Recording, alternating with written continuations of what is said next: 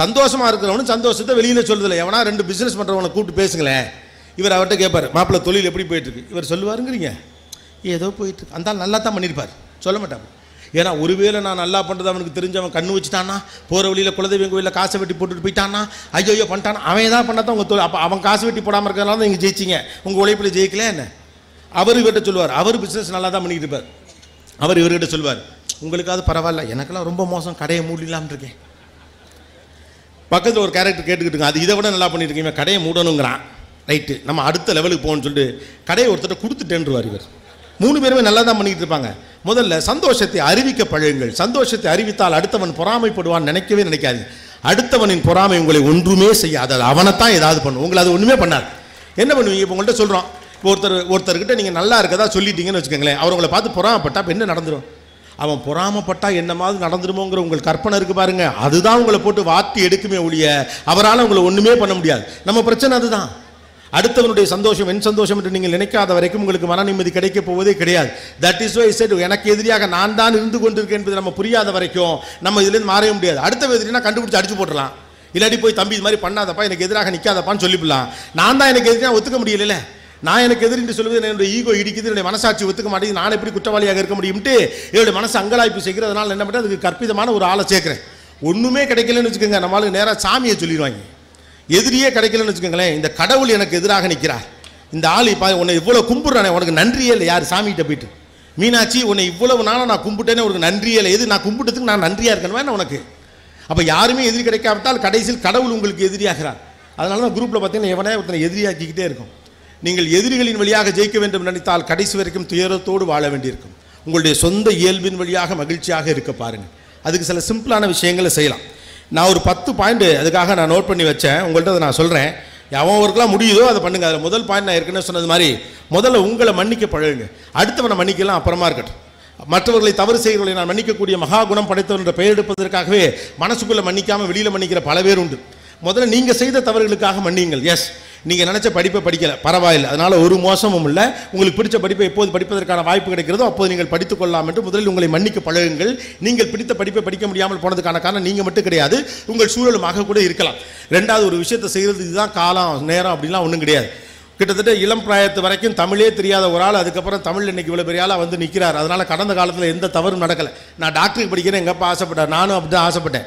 1990களில் எல்லாம் பள்ளிக்கூடத்தில் படித்தவங்களில் பாதி பேர் டாக்டர், பாதி பேர் இன்ஜினியர் அப்படின்னு சொல்லுவாங்க, ஒருத்த மட்டும் வருவான். அப்படி தானே? இங்கேயே பாதி டாக்டர் உண்டு, பேருக்கு பின்னால் போக முடியாது, படிச்சிருக்க மாட்டாங்க. அப்படி டாக்டருக்கு படிக்கணும் அப்படின்னு ஆசைப்பட்ட ஒரு பையனா, நல்லா படிக்கக்கூடிய பையனும் கூட. எங்கூட இந்த நல்லா படிக்கிற, ஓரளவு நல்லா படிக்கிற பசங்கள்லாம் சேர்த்து விடுவாங்களோ, ரொம்ப சூப்பராக படிக்கிற பையன் கூட ஓரளவு நல்லா படிக்கிற பையன் கொஞ்சம் பேர் சேர்த்து விடுவாங்க. அப்படி சேர்த்து விட்டால் அந்த பையனும் நல்லா படித்து நல்லா மார்க் எடுத்துருவாங்க. அப்போல்லாம் 400 மார்க் எடுத்துலாம் நீங்கள் பெரியாள். இப்போலாம் எக்கச்சக்கமாக எடுக்கிறாங்க. 499 மார்க் எடுத்துருக்கான், வீடு இலை வீடு மாதிரி கிடக்கு, 1 மார்க் போச்சுன்னா ஒப்பா சவத்தில் மோதிட்டு அழுகிறார். அப்போல்லாம் நாங்களாம் 450 மார்க் எடுத்துட்டோம்னா புது ட்ரெஸ்லாம் எடுத்து கொடுப்பாங்க, வீடே வெடி போட்டு கொளுத்து எறிவாங்க. 400 மார்க் மேலே எடுத்தால் ஊரில் பெரிய ஆள், அப்போயே பொண்ணு கொடுக்கலாம் ரெடியாக இருவாங்க. இப்போ பயிலுக்கு பாடலாம் பெரும்பாடு, 500க்கு 502 எடுக்க சொல்லுவாங்க. உங்களுக்கு எப்படி இருக்குதுன்னு தெரியல. தமிழ்லாம் எப்படா 100க்கு 100 வாங்குறீங்க? ஒரு எழுத்துப்பிழை கூடவாடா இருக்காது, என்னடா படிக்கிறீங்க, என்னால் தாங்கிக்கவே முடியல. 100க்கு 100 எடுக்கிறவெல்லாம் பெரிய ஆள் கணக்கில். இப்போ கணக்கில் பரிச்சை எழுதினவெல்லாம் 10 பேரை தவிர மீதி பேரா பூரா போயிலும் 100க்கு 100 எடுக்கிறாங்க. எனக்கு இன்னும் நல்ல வேலை நம்மளாம் அப்போயே 10ஆம் கிளாஸ் படிச்சவங்களாம் இப்போ நிம்மதியாக இருக்குது. இல்லாட்டி நம்மளால எவ்வளோ அசிங்கப்படுத்துவாங்க. நல்லா படிக்கிற பையன் சொல்லிட்டு எங்கூட சுமாராக நல்லா படிக்கிற 4 பசங்களை சேர்த்து விட்டாங்க. அந்த பசங்க 4 பேர் 400க்கு மேலே, நான் மட்டும் 400க்கு கீழே. நம்ம ராசி அப்படி. எங்கள் ஸ்கூலு ஹெட் மாஸ்டர், எங்கள் ஸ்கூலுக்கு பக்கத்து ஸ்கூலுக்கு பஞ்சாயத்து எப்போதுமே இருக்கும். அவங்களும் எங்கள் ஸ்கூலோட ஒரு பிரான்ச் மாதிரி இருந்தாலும் 2 பேருக்கும் இந்தியா பாகிஸ்தான் மாதிரி. பக்கத்தில் இருக்கிறவனோட நமக்கு எப்போதும் சண்டை போடுவோம் தெரியுமா? தூரத்தில் இருந்தால் நல்லவன், பக்கத்தில் இருந்தால் கெட்டவன். அந்த கணக்கில் அவங்க ஸ்கூல் ஆண்டு விழாவில் இவர் போது வேறு பெருமை பீத்திட்டு வந்துட்டார். இந்த தடவை ஸ்டேட் ஃபஸ்ட்டு எங்கள் ஸ்கூல் பையன் தான் எடுப்பேன், நான் மார்க் தட்டி சொல்கிறேன், அவன் பேர் இதான், என்னை கேட்காம அவர் அனௌன்ஸ் பண்ணிட்டு வந்துட்டார். கடைசியில் நான் 400 மார்க் கூட எடுக்கலை. ஓகே, அப்போ டாக்டர் ஆகணும்னு எப்படி முடியும்? அதுக்கப்புறம் ஃபஸ்ட் குரூப் எடுத்தேன், அதுக்கப்புறம் நல்லா தான் படித்தேன். அது நம்ம தெரியல, 12th செலவுனால மார்க் எடுக்க முடியல. பரிச்சை எழுதி முடிச்சுட்டே நான் முடிவுக்கு வந்துட்டேன். டாக்டர் கிடச்சா டாக்டர் சரி, இல்லாட்டி பிஸ்னஸ் மேனேஜ்மெண்ட் படிக்கணும், 2 தான் எனக்கு ரொம்ப பிடிச்ச சப்ஜெக்ட். ஸோ டாக்டருக்கு என்னால் படிக்க முடியல, கடந்த காலத்தின் தவறு. ஸோ ரொம்ப ஆசையாக இருக்கும் எனக்கு. நானே சின்ன வயசில் இருக்கப்போ எங்கள் முருகேசன் டாக்டர் வந்து இந்த சிரஞ்செலாம் போட்டுட்டு பின்பக்கம் போடுவார்ல, அதை எடுத்து ஓனானுக்கு தண்ணி ஏற்றுற வேலையெல்லாம் நாங்கள் பார்த்துருக்கோம். டாக்டரான் ஒன்றும் நடக்கலை. கட் பண்ணோம்னா ஒரு 2010 2011 அப்போ எனக்கு வந்து ஒரு டாக்டர் பட்டம் கொடுத்தாங்க. ஊடகத்தின் வழியாக சமூக பார்வையில் ஏதோ செஞ்சோம், அந்த மாதிரியான இதுக்காக டாக்டர் பட்டம் கொடுத்தாங்க. அந்த டாக்டர் பட்டத்தை வாங்கிட்டு நான் எங்கள் வீட்டுக்கு போனேன். எங்கள் அப்பா தூங்கிட்டு இருந்தார். எங்கள் அப்பாவை போய் எழுப்பிட்டு அந்த டாக்டர் பட்டத்தை காட்டி, அப்பா நான் டாக்டர் ஆகிட்டேன் அப்படின்னு.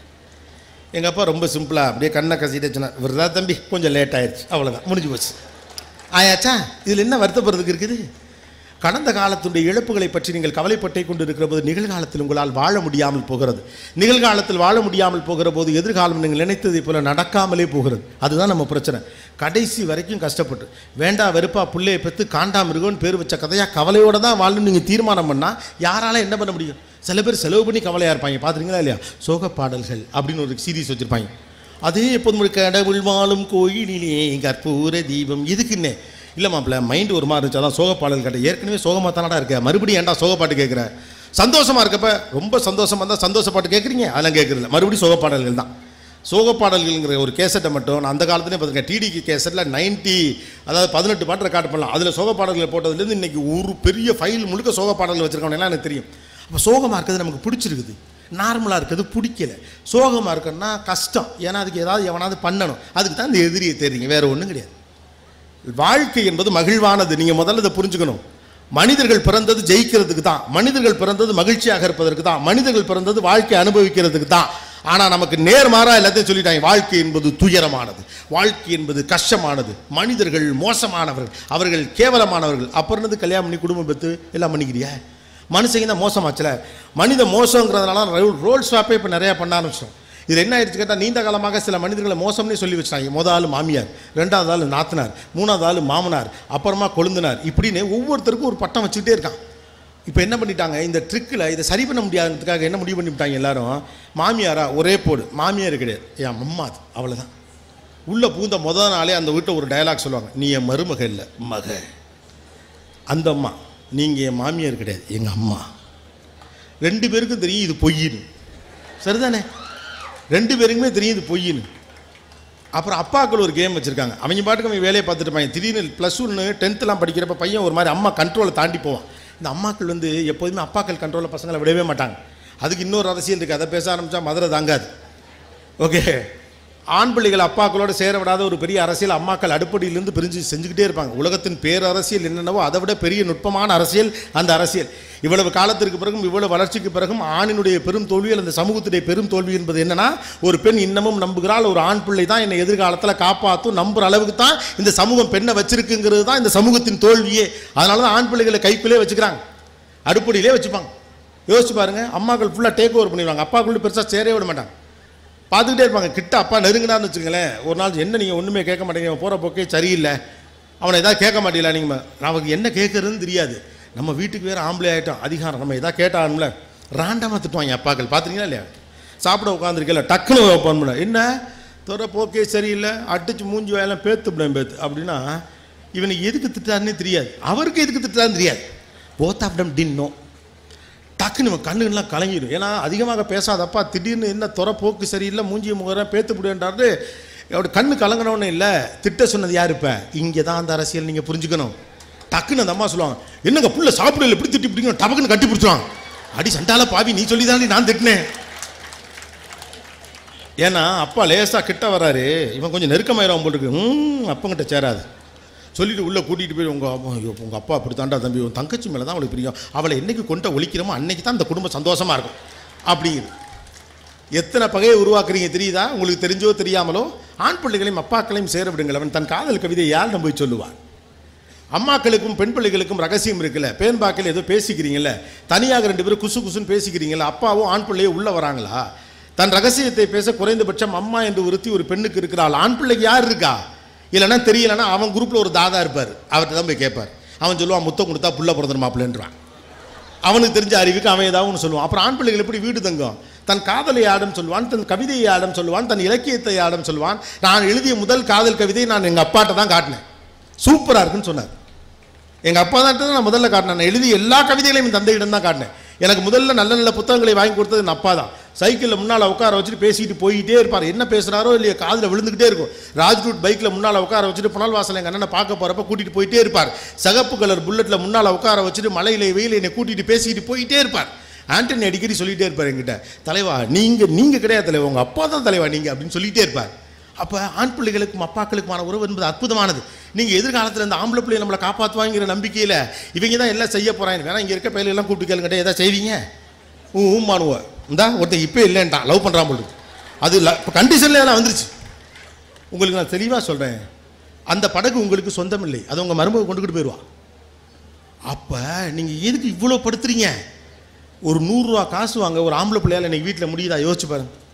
ஒரு 100 ரூபா காசு, ஒரு 500 ரூபா காசு வாங்கிட முடியுமா? 500 ரூபா காசு வாங்குறதுக்கு அடுப்படியில் போய் 2 நாளைக்கு அம்மா முந்தானே பிடிச்சி நிற்கிறேன். அம்மா 500 ரூபா பணம் வேணுமா? இரு அப்பா நல்ல மூடாக இருக்கப்ப நான் உனக்கு பார்த்து வாங்கித்தரேன் அப்படிம்பாங்க. அந்த ஆள் நல்ல மூடிலே இருக்க மாட்டார். வீட்டுக்கு வரதுனே ஆம்பளைங்க ஒரு மூஞ்சி வச்சுருப்பாங்க. ஒரு 2 நாள் இருக்க வேலையெல்லாம் வாங்கிட்டு அம்மா வழியாகத்தான் எல்லாமே நடக்கிறது, அப்பா எதையும் தனக்காக செய்ய மாட்டார் என்ற எண்ணத்தை ஆண் பிள்ளைகளிடம் ஏற்படுத்திய பிறகு கிடுக்கிட்டுன்னு வீட்டுக்குள்ளே போய் சட்டப்பையிலேருந்து 500 ரூபா பணத்தை எடுத்தாந்து கொடுப்பாங்க. எதுக்கு எடுக்கிறாங்கன்னு கேட்க கூட மாட்டார் அவர். கேட்டால் பிரச்சனை அவர் எதுக்குன்னு பேசாமல் இருப்பார். அதே வீட்டில் பொம்பளை பிள்ளை ஒன்று இருக்கும், தங்கச்சி. டூருக்கு போகிறதுக்கு 3000 ரூபா பணம் வேணும். அந்த பிள்ளைகிட்ட இந்த கேம் ஆடி பாருங்க. அப்பா நல்ல மூடில் இருக்கப்ப நான் உனக்கு வாங்கி தரேன்னு சொல்லி பாருங்களேன் யாராவது அம்மா. பாயிண்ட் நம்பர் 1, முதல்ல அது உங்ககிட்டே கேட்காது, அது உங்ககிட்டே வராது. அப்படி மீறி உங்ககிட்ட வந்தோம் இங்கே பாரு இப்போ போய் அப்பாட்ட கேட்காது, அப்பா கெட்ட மூடாக இருக்கிறார், அப்பா நல்ல மூடில் இருக்கப்போ உனக்கு நான் பார்த்து வாங்கி தரேன்னு சொன்ன மறு நிமிஷம் பட்டக்குன்னு அப்பா ரூமு திறக்கும். என்னப்பா மூட விட்டார் கேமில் என்னாச்சுப்பா அப்படிம்பார். டப்புன்னு போய் மடியில் உட்காந்து ஏன்ப்பா என்னாச்சுப்பா உனக்கு அப்படின்னா அதெல்லாம் ஒன்றும் இல்லையம்மா, அப்போ நான் டூர் போகிறேன்ப்பா எனக்கு 3000 ருபீஸ் வேணும்ப்பா அப்படிங்க. உள்ள ஒருத்தன் 500 ரூபாய்க்கு 3 நாளாக வெங்காயம் உரிச்சுக்கிட்டு இருக்கான். படக்குன்னு ஒரு 3500 ரூபா காசு கொடுத்து 500 ரூபாயை தனியாக வச்சுக்க, 300 ரூபாய் மட்டும் அஃபிஷியலாக வச்சுக்கன்னு சொல்லிட்டு உடனே கொடுத்து உடனே சாங்ஷன் ஆகும். எது 500 ரூபா லோனுக்கு ஒருத்தன் பத்திரம் எழுதிக்கிட்டு இருக்கிறான், 3000 லோனுக்கு ரப்பர் ஸ்டாம்பு கூட இல்லாமல் ஒரு ஆள் கொடுத்துட்டான். இந்த புள்ள போகிறவ சும்மா இருக்க மாட்டான். அடுப்பில் ஒருத்தன் இப்படி வெங்காயம் உரிச்சிருக்காள், அவன்கிட்ட இந்த 500 ரூபாய் இப்படி இப்படி காட்டி இப்படி ஆட்டிட்டு போவான். வெறி வரும், முதல்ல இவ்வளோ ஒழிக்கணும்டா, இவ்வளோ ஒழிச்சா தாண்டா எங்கள் அப்பா எனக்கு காசு தருவான்னு. நீங்கள் பண்ணுற இந்த அரசியலில் என்னென்ன நடக்குது பாருங்க. எங்கே ஆரம்பித்தா எங்கே போயிருச்சு, இப்போ எதை பேசினேன்னு எனக்கே தெரியலையே. ஆண் பிள்ளைகளையும் அப்பாக்களையும் சேர விடுங்கள். அவனுக்கும் நல்லது கெட்டது தெரியணும். உங்களுக்கு ரகசியத்தை சொல்ல பெண் பிள்ளை இருப்பதை போல அவனுக்கு ரகசியம் சொல்கிறதுக்கு ஆண் பிள்ளை வேணும். திடீர்னு உடம்புல மீசம் முளைக்குதே ஏன்னு அவனுக்கு தெரியணும். திடீர்னு பருக்கள் வருதே ஏன்னு அவனுக்கு தெரியணும். உடலில் பல்வேறு மாற்றங்கள் ஏற்படுதே ஏன்னு அவனுக்கு தெரியணும். இல்லைன்னா அவன் ஃப்ரெண்டுக்கிட்ட தான் போய் கேட்பான், வீடு தங்க மாட்டான். ஆண் பிள்ளைகளையும் வீட்டில் இருக்கிறதுக்கு விடுங்க. நீங்கள் இந்த அரசியல் பண்ண போயிட்டு அவங்க 2 பேரும் சேராமல் அவங்க வீட்டில் எதையும் கேட்கவும் முடியாமல் தங்கச்சிட்ட எதையும் சொல்லவும் முடியாமல் மாறி மாறி போய் விடுறதுக்கு வீட்டுக்குள்ள பிள்ளைகள் தங்கணும். அதுக்கான வாழ்க்கையை விடுங்க. அதுதான் முதல் பாயிண்ட் சொன்னேன். முதலில் உங்களை மன்னிக்க பழகுங்கள். 2வது முக்கியமான விஷயம் நிகழ்காலத்தில் வாழ பழகுங்கள். அதையும் சொல்லிட்டேன். 3வது உடம்பை போலவே மனதையும் இனிமையாக வைத்துக் கொள்வதற்கு பழகுங்கள். மனசுக்கும் உணவு வேணும், மனசுக்கும் உணவு வேணும். நீங்கள் நினைக்கிறீங்க எல்லாம் இன்ஸ்டாகிராமில் உட்காந்து தொடர்ந்து ரீல் பார்த்துக்கிட்டு அப்புறம் வேறு ஏதாவது பார்த்துக்கிட்டு அப்புறம் இருக்கக்கூடிய எல்லா பான் சைட்டில் இருக்கக்கூடிய எல்லாத்தையும் பார்த்துக்கிட்டு பாஸ்வேர்டெல்லாம் அழிச்சுவிட்டு இதனால் ஒன்றும் தெரியாது, மற்றவனுக்கு தெரியாதுல்ல, மற்றவனுக்கு தெரியாதுல்ல, ஓ மனசுக்கு தெரியுமில்ல நீ என்ன பார்த்தேனே, அதுதானே உள்ளே உட்காந்து வேலை பார்த்துக்கிட்டு இருக்கோம். அப்போ ஆட்டோமேட்டிக்காக அது உங்களை டயர்டாகும். உங்களுக்கு மென்டல் ஃபெட்டிக்னஸ்லாம் இன்றைக்கி வரதுக்கான காரணம் அதுதான். தேவையில்லாமல் டிப்ரெஷன் நீங்கள் சொல்கிறதுக்கு காரணம் அதுதான். தேவையில்லாமல் எரிச்சலாக இருக்குன்னு சொல்கிறதுக்கான காரணம் தான். ஏன்னா தேவையில்லாத விஷயங்கள் மனசுக்குள்ளே போகுது. மனசு என்பது ஒரு உடம்பு தானே. அப்போ உடம்பை பார்த்துக்கிறதுக்கு தம்பிள் தூக்கி போட்டு அடிக்கிறது மாதிரி மனசை பார்த்துக்கிறதுக்கு இருக்குல்ல. இந்த புத்தக கண்காட்சியில் எதுக்கு கேட்டிங்கல்ல, அதுக்கு தான். மனசை பார்த்துக்க போய் பார்த்துக்கங்க, அவ்வளோதான். மனசை பார்த்துக்கிறது தான். அது மனசுக்கு தீனி வேணும்ல. அதனால தான் பிள்ளைகளை கூட்டிகிட்டு வெளியில் போங்கிறது. 4வது முக்கியமான விஷயம், உங்களை நீங்கள் பார்த்துக் கொள்வதில் எந்த குற்றமும் கிடையாது. அதை கில்ட்டாக ஃபீல் பண்ணாது. நம்மளை நாம பார்த்துக்கல நமக்கு ஒரு பெரிய கில்ட் இருக்குது. ஏன்னு கேட்டால் தியாக வாழ்க்கை வாழ்ந்தால் தான் சிறந்தவர்கள், குறிப்பாக பெண்கள். நம்ம அம்மாக்கள் எல்லோருக்கும் வயிற்று வலியும் முட்டி வலியும் இருக்கும். கவனித்து பார்த்துக்கலாம், நின்றுக்கிட்டே வேலை பார்ப்பாங்க. பெட்ரூம்க்கு ஏசி போடணும் நினைப்போம், டாய்லெட்டு கூட ஏசி பண்ணி வச்சுருக்கோம். என்னைக்காவது அம்மா வேலை பார்த்துட்டு இருக்கக்கூடிய அடுப்படிக்கு ஏசி போடணும்னு எவனாவது யோசிச்சிருக்கமா? ஏன்னா அந்த வேலை சப்ப மேட்டு நம்மளே நினைக்கிறோம். ஒரு ஞாயிற்றுக்கிழமை வேலை பார்த்து விட்டு இன்ஸ்டாவில் படம் எடுத்து போடுகிற ஆணுக்கு தெரியாது 7 நாளும் அடுப்படி கிடக்கும் அம்மாவின் வலி. அங்கே தான் உங்களுக்கு தெரியும். அவங்க அதில் அதுக்குள்ளே கிடக்குறாங்க, நின்றுக்கிட்டே வேலை பார்க்குறாங்க, முட்டி வலி வரும். பிள்ளைங்க மிச்சம் வச்சதை சாப்பிட்றாங்க, எல்லாட்டி வேஸ்ட்டாகி நமக்குன்னு என்னத்தை சமைச்சோம்னு சொல்லிட்டு மிச்சம் இருக்கிறத சாப்பிட்டு போகிறாங்க, வயிற்று வலி வரும். தன்னை பார்த்து கொள்வது தவறு என்று ஒரு பெண்ணுக்கு சொல்லப்பட்டதா என்னன்னு தெரியல. முதல்ல நீங்கள் உங்களை பார்த்துக்கங்க. நீங்கள் உங்களை பார்த்தா தான் அடுத்தவங்களை பார்த்துக்க முடியும். உங்கள் மேலே உங்களுக்கு கில்ட்டி ஃபீல் வராது. அடுத்த முக்கியமான விஷயம், மாதம் ஒரு முறை உங்களுக்கு மனதுக்கு பிடித்த ஒருத்தரை தேடி போய் பாருங்கள். வாய்ப்பு இருந்தால் யாராக வேணாலும் இருக்கலாம். மாதம் ஒரு முறை உங்களுக்கு பிடிச்சவங்க யாராவது இருப்பாங்க. உங்கள் ஸ்கூல் டீச்சராக இருக்கலாம், அப்போ நீங்கள் திட்டின ஒரு ஆளாக கூட இருக்கலாம், உங்களுக்கு பிடித்த ஒரு எழுத்தாளராக இருக்கலாம். நீங்கள் நினைக்கிற மாதிரி இந்த பெரிய எழுத்தாளர்கள் செலிபிரிட்டிஸ்லாம் வந்து நீங்கள் அக்சஸே பண்ண முடியாத ஆள்லாம் ஒன்றும் கிடையாது. நீங்கள் திருவண்ணாமலைக்கு போனீங்கன்னா அவரை தாராளமாக நீங்கள் போய் பார்க்கலாம். எப்போது வேண்டுமானாலும் அவரை நீங்கள் பார்க்கலாம். அவர் ஊரில் இருந்தால் அந்த மாதிரியான ஆள் தான். அப்படி தான் உங்கள் முத்துகிருஷ்ணன் அப்படி தான். நீங்கள் சென்னையில் ஆக்சஸ் பண்ணணும்னு நினச்சா நம்மளாம் டீக்கெல்லாம் நின்று நீங்களாக தான் நினச்சிக்கிறது. So go and meet people who are you likes. யாரை இன்றைக்கி சந்திக்க முடியுமோ அவங்கள போய் சந்திங்க. உங்கள் பள்ளிக்கூடத்து ஆசிரியர் தொடங்கி நண்பர்களை தொடங்கி பழைய உறவுகளை தொடங்கி யாரையெல்லாம் பார்க்க முடியுமோ பாருங்கள். காசு கொஞ்சம் இருந்தால் வருஷத்துக்கு ஒரு முறையாவது, காசு இல்லைன்னா காசு சேர்த்தாவது பயணம் போக பாருங்கள். பயணம் தான் பல்வேறு விதமான அனுபவங்களை உங்களுக்கு உருவாக்கும். நீங்கள் சந்திக்கிற விசித்திரமான மனிதர்கள், வித்தியாசமான முகங்கள் உங்களுக்கு பல்வேறு விதமான அனுபவங்களை கொடுக்கும். காசு இல்லைன்னா காசு சேர்த்தாவது செய்ய பாருங்கள். வெள்ளைக்காரன்ட்ட கற்றுக்க வேண்டிய மிக முக்கியமான விஷயம் ஒன்று அதுதான். காசு சேர்த்து அவன் டூர் போவான். நம்ம காசு சேர்த்து என்ன பண்ணுறோம் நமக்கே தெரியும். அடுத்த முக்கியமானது, சோஷியல் மீடியாவை பார்த்து ஏங்காது. சோஷியல் மீடியா பார்த்து ஏங்காதீங்க. அதில் வரக்கூடிய செலிபிரிட்டிஸுடைய வாழ்க்கை, பிரபலமானவர்களுடைய வாழ்க்கை, பணக்காரர்களுடைய வாழ்க்கையை பார்த்து நீங்கள் ஏங்கணுங்கிற எந்த அவசியமும் கிடையாது. அவருக்கு பிடித்த மாதிரி வாழுங்க. ஓகே, ப்ரொஜெக்ட் பண்ணுறது தான் வாழ்க்கை நீங்கள் நினச்சிக்கணுங்கிற அவசியம் இல்லை. உங்களுக்கு பிடிச்ச மாதிரி வாழ்றதுக்கு பேர் தான் வாழ்க்கை. நான் ஒரு நாள் பைக்கில் என் மகளை கூட்டிகிட்டு கன்னிமரா லைப்ரரிக்கு நான் போயிருந்தேன். அப்போ ஒருத்தர் என்ன கேட்டார், அது சில பேர் நக்கலாக பேசுவாங்கல்ல, ஏன் சார் இவ்வளோ பணம் காசு வச்சுருக்கீங்க, பைக்கில் பிள்ளையை கூட்டிகிட்டு வரீங்க அப்படின்னு கேட்டார். ஆமாம், பணம் காசு வச்சுருக்கேன், நான் கார்லாம் வச்சுருக்கேன் தான், ஏன் பைக்கில் வரக்கூடாதுன்னு. இல்லை சார் இவ்வளோ பெரிய ஆள் நீங்கள் போய் பைக்கில் கூட்டிகிட்டு வரீங்க அப்படின்னு.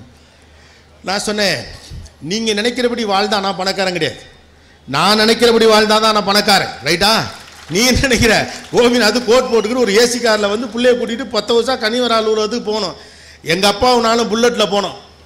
ஒரு சிகப்பு கலர் புல்லட்டில் எங்கள் அப்பா முன்னால் உட்கார வச்சு பேசிக்கிட்டே போவார். என் மக பிறந்த முதல் வருஷம் அதே சிகப்பு கலர் புல்லட்டு கியரை மட்டும் இந்த பக்கம் இருக்கிறத வச்சு வாங்கினேன். புல்லட்டுங்கிறது புல்லட் இல்லை, நானும் எங்கள் அப்பாவும். புல்லட்டுங்கிறது புல்லட் இல்லை, நானும் என் மகளும் நானும் தனியாக போகிற போது புல்லட்டை தான் வெளியில் போவோம். மோஸ்ட் ஆஃப் த டைம் அதெல்லாம் போவோம். ஏன்னா எனக்கு பிடிச்சபடி தான் நான் இருக்க முடியும். என்ன சார் இந்த கடையில் நீங்கள் டீ குடிக்கிறீங்க, நான் இந்த கடையில் டீ குடிக்கூடாது, நானும் காசு கொடுத்தானே குடிக்கிறேன். ரைட்டு தானே? அப்போ நான் ஸ்டார் ஹோட்டலில் தான் டீ குடிக்கணும் நீ நினச்சிக்கிட்டு இருந்தீங்கன்னா அதுபடி நான் வாழ்ந்தா நான் பணக்காரன் கிடையாது. நான் நினச்சபடி நான் வாழ்ந்தா தான் நான் பணக்காரன். நீங்கள் நினச்சபடி வாழுங்க. சோஷியல் மீடியாவை பார்த்து ஏங்காதீங்க. அவரவர் வாழ்க்கை என்பது அவரவர் சார்ந்தது, அவரவர் பிரச்சனை என்பது அவரவர் சார்ந்தது. அதனால் எதை பார்த்து நீங்கள் ஏங்காதீங்க. இப்படி இருக்கும் நீங்கள் நினைக்காதீங்க. தேவையில்லாத நெருக்கடி உங்களுக்கு கொண்டு வந்து சேர்க்கும். அப்புறம் நீங்கள் பார்க்குற எல்லாம் உண்மைன்னு சொல்லிடவும் முடியாது. அடுத்த முக்கியமான விஷயம், ஏதாவது படிங்க. நான் ஃபஸ்ட்டு சொன்ன பாயிண்ட் அவங்க கேட்டுட்டாங்க, அதனால் அந்த பாயிண்ட் இங்கே இருக்குது. ஏதாவது படிங்க. என்ன காரணம்னு தெரிஞ்சுக்கலாம் வேண்டாம், ஏதாவது ஒன்று படிங்க. கிடைக்கிறத படிங்க. இங்கிலீஷ் புக்கு, தமிழ் புக்கு, எதையோ ஒன்று படிச்சுக்கிட்டே இருங்க. அது ஏதோ ஒன்று உங்களை பண்ணிக்கிட்டே இருக்கு. அதெல்லாம் ஒரு இன்புட், அது ஒரு டேட்டா பேஸ் மாதிரி தேவையான நேரத்தில் உங்களுக்கு அது கை கொடுக்கும். அடுத்தது, காலையில் ஏதாவது ஒன்றுட்டு உங்கள்கிட்ட ஒப்படைச்சிருங்க. எஸ்பெஷலி இந்த பக்கம் இருக்கக்கூடிய யங்ஸ்டர்ஸ்க்கு சொல்கிறேன், காலையில் மட்டும் உங்களை காப்பாற்றிட்டீங்க, அவனை நீ பொழைச்ச. காலையில் ஒரு நாளாக காப்பாற்றிக்க முடியலை, ஒன்றை நீ செத்த. நான் என்ன சொல்கிறேன்னு இங்கே இருக்கவங்களுக்கெல்லாம் புரியும்னு நினைக்கிறேன். அதனால் இந்த பக்கம் மட்டும் பார்த்து பேசுகிறேன். காலையில் எக்ஸசைஸோ லைப்ரரிக்கு போகிறதோ, இல்லை ஏதோ ஒரு ஏர்லி மார்னிங் ஒர்க்கோ, இல்லை காலையில் எழுந்திரிச்சு புக்கு படிக்கிறதோ, காலையில் எழுந்திரிச்சு டிவி பார்க்குறதோ, ஏதோ ஒன்றோடு ஒப்படைங்கள். எந்திரிச்சோன்னு கையில் ஒரு வேலை இருக்கும். மொக்க மேட்டராக இருந்தாலும் சரி தான். காலையில் எந்திரிச்சோன்னு ஏதோ ஒரு வேலை இருக்கணும். ஒன்றும் இல்லைனாலும் படியில் மேலே ஏறி கீழே இறங்கு. இல்லைன்னா லவ் பண்ணுற பிள்ளைய பஸ் ஏற்றி விட்டாது வா, ஏதோ ஒன்று பண்ணிடு. காலையில் மட்டும் அவனை சும்மா இருந்த வேறு என்னதுக்கிட்டா உன்னை ஒப்படைக்க வேண்டிய அவசியம் ஏற்படும். காலை நேரத்தை எப்படி பத்திரப்படுத்திக் கொள்ளுகிறீர்கள் என்பது முக்கியம். முதல் நாள் நைட்டே டிசைட் பண்ணியிருக்கேன், நாளைக்கு காலையில் எனக்கு இந்த வேலை இல்லைன்னா 8 மணி வரைக்கும் தூங்கு, 9 மணி வரைக்கும் தூங்கு. 9 மணி வரைக்கும் ஒரு வேலை இல்லைன்னா எந்திரிச்சு எதையாவது பண்ணி தொலையாமல் 9 மணி வரைக்கும் தூங்கு. அதான் நல்லது. தேவையில்லாதவனுக்கு ஃபோன் பண்ணுறது, தேவையில்லாத விஷயத்தை பார்க்குறது எதுவும் பண்ணாதீங்க. 9 மணி வரைக்கும் ஏன்டா தூங்குறேன்னா, கோபி என்ன சொன்னார், தூங்குறேன்னு தூங்கு, ஒன்றும் மோசம் இல்லை. பழிவாமலாம் என் மேலே வரட்டும், எவ்வளவோ சுமந்தாச்சு, இதை சுமக்கிறதுக்கு என்ன. 10வது, விடுமுறை நாட்களில் வீடு தங்குங்கள். இதை பழகுங்க. அதான் சொன்ன, இயல்பாக வாழ்வது எப்படின்னு நமக்கு தெரியல. ஒரு சண்டே ஆகிட்டா அவ்வளோதான். நம்ம ஆளுகளுக்கு என்னென்ன உண்டோ அப்போ தான் எல்லாம் இங்கிலீஷ்கார மாதிரி கால்ஃப் விளையாட போகிறேன், டேபிள் டென்னிஸ் விளையாட போகிறேன், ஷட்டில் காக் விளையாட போகிறேன். இப்போ இந்த ஷட்டில் காக் பைத்தியம் பயங்கர பைத்தியமாக இருக்குது. போயிட்டு அங்கே போய் பார்த்தா எல்லாம் கடைசியில் இந்த டீக்கடை முக்கில் தான் நிற்கிதுங்க. ஆனால் இந்த ஷட்டில் காக் விளையாடிட்டு அதுக்கப்புறம் இந்தியாக்காக விளையாடிட்டு மதுரைக்காக விளையாடிட்டு ஏதோ பண்ண போகிறோம். விடுமுறை நாட்களில் வீடு தங்கி பழகுங்கள். வீட்டுக்குள்ளே இருக்கிறது எப்படின்னு ஆம்பளை கற்றுக்கிட்டா வீடு சூப்பராக, நமக்கு அது தெரியாது. அதான் பிரச்சனை.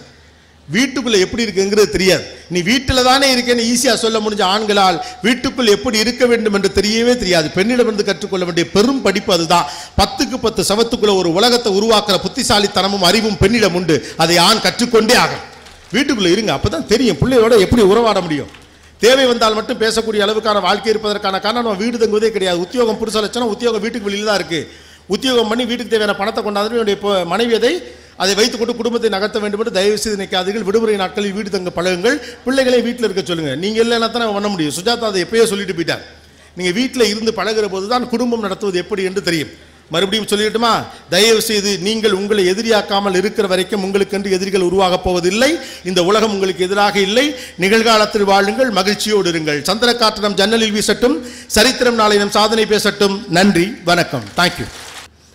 அங்கீகாரத்திற்காக இயங்கக்கூடிய மனம் இந்த உலகத்தில் அங்கீகாரம் கிடைக்க மறுக்கின்ற பொழுது எந்த பொருளுக்காகவும் புகழ் இந்த சுரேஷ் சார்லாம் எதுக்காக எழுதுறாங்கன்னு நினைக்கிறீங்க?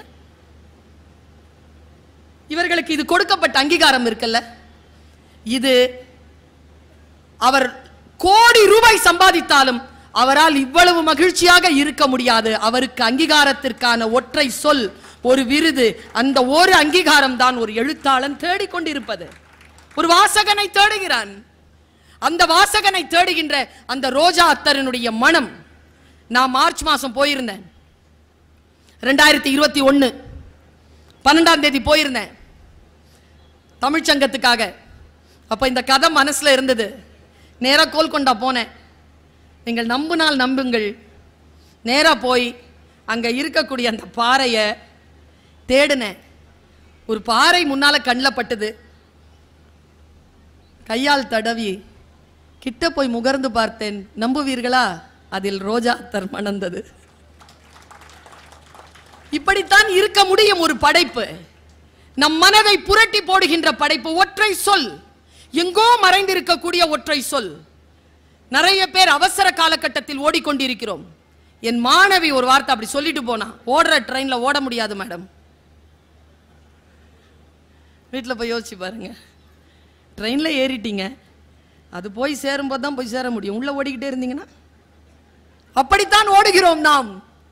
பல இடங்களில் அமைதி இல்லாமல் போவதற்கு, ஒரு பதட்ட நிலை வருவதற்கு, சூழலை சரியாக புரிந்து கொள்ளாதது காரணம். அந்த சூழல் என்கின்ற சொல்லிற்கான பொருள் சரியாக வந்து சேர்கின்ற பொழுது நமக்கு பல மாற்றங்கள் நம் வாழ்க்கையில் நிகழ்கின்றன. யாரோ ஒருவர் சொல்வார்கள், போகிற போக்கில் அப்படி சொல்லிட்டு போவாங்க. ஆனால் அந்த சொல்லில் இருக்கக்கூடிய சூட்சுமம் இருக்கு இல்லையா, அந்த சூட்சுமம் நம்முடைய வாழ்க்கையை மாற்றி போடக்கூடிய வல்லமை பெற்றதாக இருக்கிற காரணங்களினால் அந்த சொல்லை கவனப்படுத்திக் கொள்ள வேண்டும். ஒன்றும் கிடையாது. இந்த மேடையில் இத்தனை பேர் கவனமா இருக்கிறீங்கல்ல, நான் இப்ப வைத்தால கத்தி பேசிட்டு இருக்கிறேன்ல, ஒரே ஆள் மேடையில் ஏறி இந்த 4 பேருக்கு டீ கொடுக்கட்டுமே, எல்லாரும் கவனமா அங்கதான் போகும். இல்ல யாரோ ஒரு முக்கிய பிரமுகர் வருகிறார், எல்லார் கவனமும் அங்க போயிடும். கவனம் என்கின்ற ஒரு சொல்லை இந்த சகோதரி உங்களுக்கு சொல்லித் தருகிறேன். சூழல் பல நேரங்களில் உங்கள் கவனத்தை சிதறடிக்கும். அப்பொழுதுதான் நீங்கள் பெறக்கூடிய வெற்றி தள்ளி போகும். யார் ஒருவர் கவனத்தை சிதறடிக்காமல் சரியான வேளையில் அதை அறுவடை செய்து கொள்கிறார்களோ அவர்கள் மிகப்பெரிய உச்சங்களை அடைகிறார்கள்.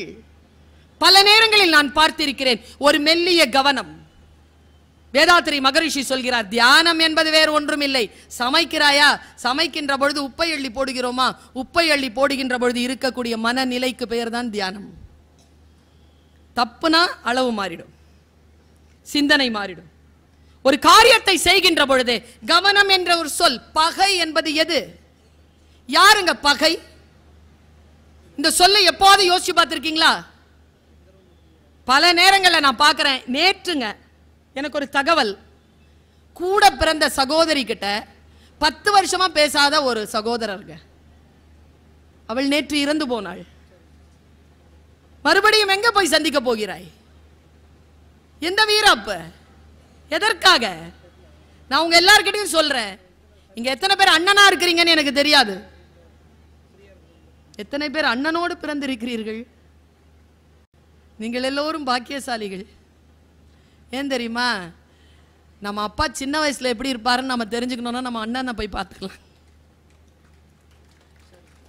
அது நம்ம சின்ன அப்பாங்க. அது அவன் கல்யாணம் பண்ணதுலேருந்து யாரையும் பார்க்கறதெல்லாம் அவனுக்கும் எங்களுக்கும் ஆகாது. அப்புறம் அவனு சொல்ற, உங்க அம்மா அப்பாவுக்கு தெம்பு இருந்தா உங்களுக்கு தம்பி தங்கச்சி கிடைப்பா, அண்ணா அக்கா கிடைக்காது. முடிஞ்சா இன்னைக்கு ராத்திரி போய் தொலைபேசியில, அண்ணே நல்லா இருக்கியா, ஏன் என்ன திடீர்னு பேசணும் போல தோணுச்சு, அப்பா ஞாபகம் வந்துச்சா, உன் ஞாபகம் வந்துச்சு, நல்லா இருக்கல்ல, எப்பாவது ஒரு வாட்டியாவது பார்த்துடலாண்ணே, வீட்டில் வேணாம் வெளியில் பார்த்துக்கலாமா, கேளுங்களேன். உங்கள் அண்ணன் தானே, உங்கள் அக்கா தானே, அவ செஞ்சது எப்படி மறக்க முடியும்? என்ன அதை விட முக்கியமானது அவள் இருப்பது, அவள் உயிரோடு இருப்பது, அண்ணன் உயிரோடு இருப்பது. பல குடும்பங்களுக்கு பூனைக்கு முதல் குட்டி பத்தியம் என்பார்கள். சயின்டிபிக்கா அது நிஜமா பொய்யா என்று எனக்கு தெரியாது. ஆனால் பல குடும்பங்களுக்கு அண்ணனும் அக்காவும் பத்தியமாகி போயிருக்கிறார்கள். அவர்களை போய் ஒரு வார்த்தை சந்தித்து பேசிவிடுங்கள். இந்த சொல்லுக்கான பொருள் உங்களுக்கு புரியுதான்னு தெரியல. எனக்கு ஒரு அண்ணன், ஒரு அக்கா, ஒரு தம்பி, ஒரு தங்கச்சி, 4 பேர் இருக்காங்க. தனித்தனியா இருக்காங்க, ஒத்தையாளாவே இருக்காங்க. எனக்கு அண்ணனுக்கு தங்கச்சியா இருக்கிறது அந்த ஃப்ளேவரும் தெரியும், அக்காவுக்கு தங்கச்சியா இருக்கிறது தெரியும், தம்பிக்கு அக்காவாக இருக்கிறது எப்படின்னு தெரியும், தங்கச்சிக்கு அக்காவாக இருக்கிறது எப்படின்னு தெரியும். 4 ஃப்ளேவர், 4 கலர், 4 ஷேடு. முடிந்தால் போய் பற்றிக்கொள்ளுங்கள். நம்மில் பல பேருக்கு கவனம் இல்லை, எதை பாதுகாக்க வேண்டும். இப்ப நான் உதாரணத்துக்கு உங்க எல்லார்கிட்டயும் ஒரு விஷயம் கேட்கிறேன். உங்க பர்ஸ் காணாம போக கூடாது, காணாம போயிருச்சு, போக கூடாது, போயிருச்சு. அடுத்த கேள்வி என்னங்க வரும்? சும்மா சொல்லுங்க. அடுத்த கேள்வி உள்ள உள்ள எவ்வளவு இருந்துச்சு? 30 ரூபா. என்ன சொல்வீங்க அடுத்த வார்த்தை? 30 ரூபா தாங்க இருந்துச்சு, ஏன் பரிசு தாங்க காணோம். நீங்க கேட்குறீங்க, நான் சொல்றேன். 30 ரூபா இருந்தது, என்ன சொல்வீங்க? போனா பரிசு 3000 ரூபா. பல நேரங்களில் பெருமதியே தெரிய மாட்டேங்குதுங்க. அப்பா என்ன சம்பாரிச்சு கொடுக்குறாரா? சொத்து எழுதி வச்சிருக்கிறாரா? இல்லைங்க, அதுவே ஒரு சொத்துங்க, அதுவே சொத்து. நெல்லை ஜெயந்தா, நெல்லை ஜெயந்தான்னு சொன்னாங்கல்ல, அண்ணன் சொல்லிட்டே இருந்தாரு, என்ன அக்கான்னு சொல்லிட்டு இருந்தார்.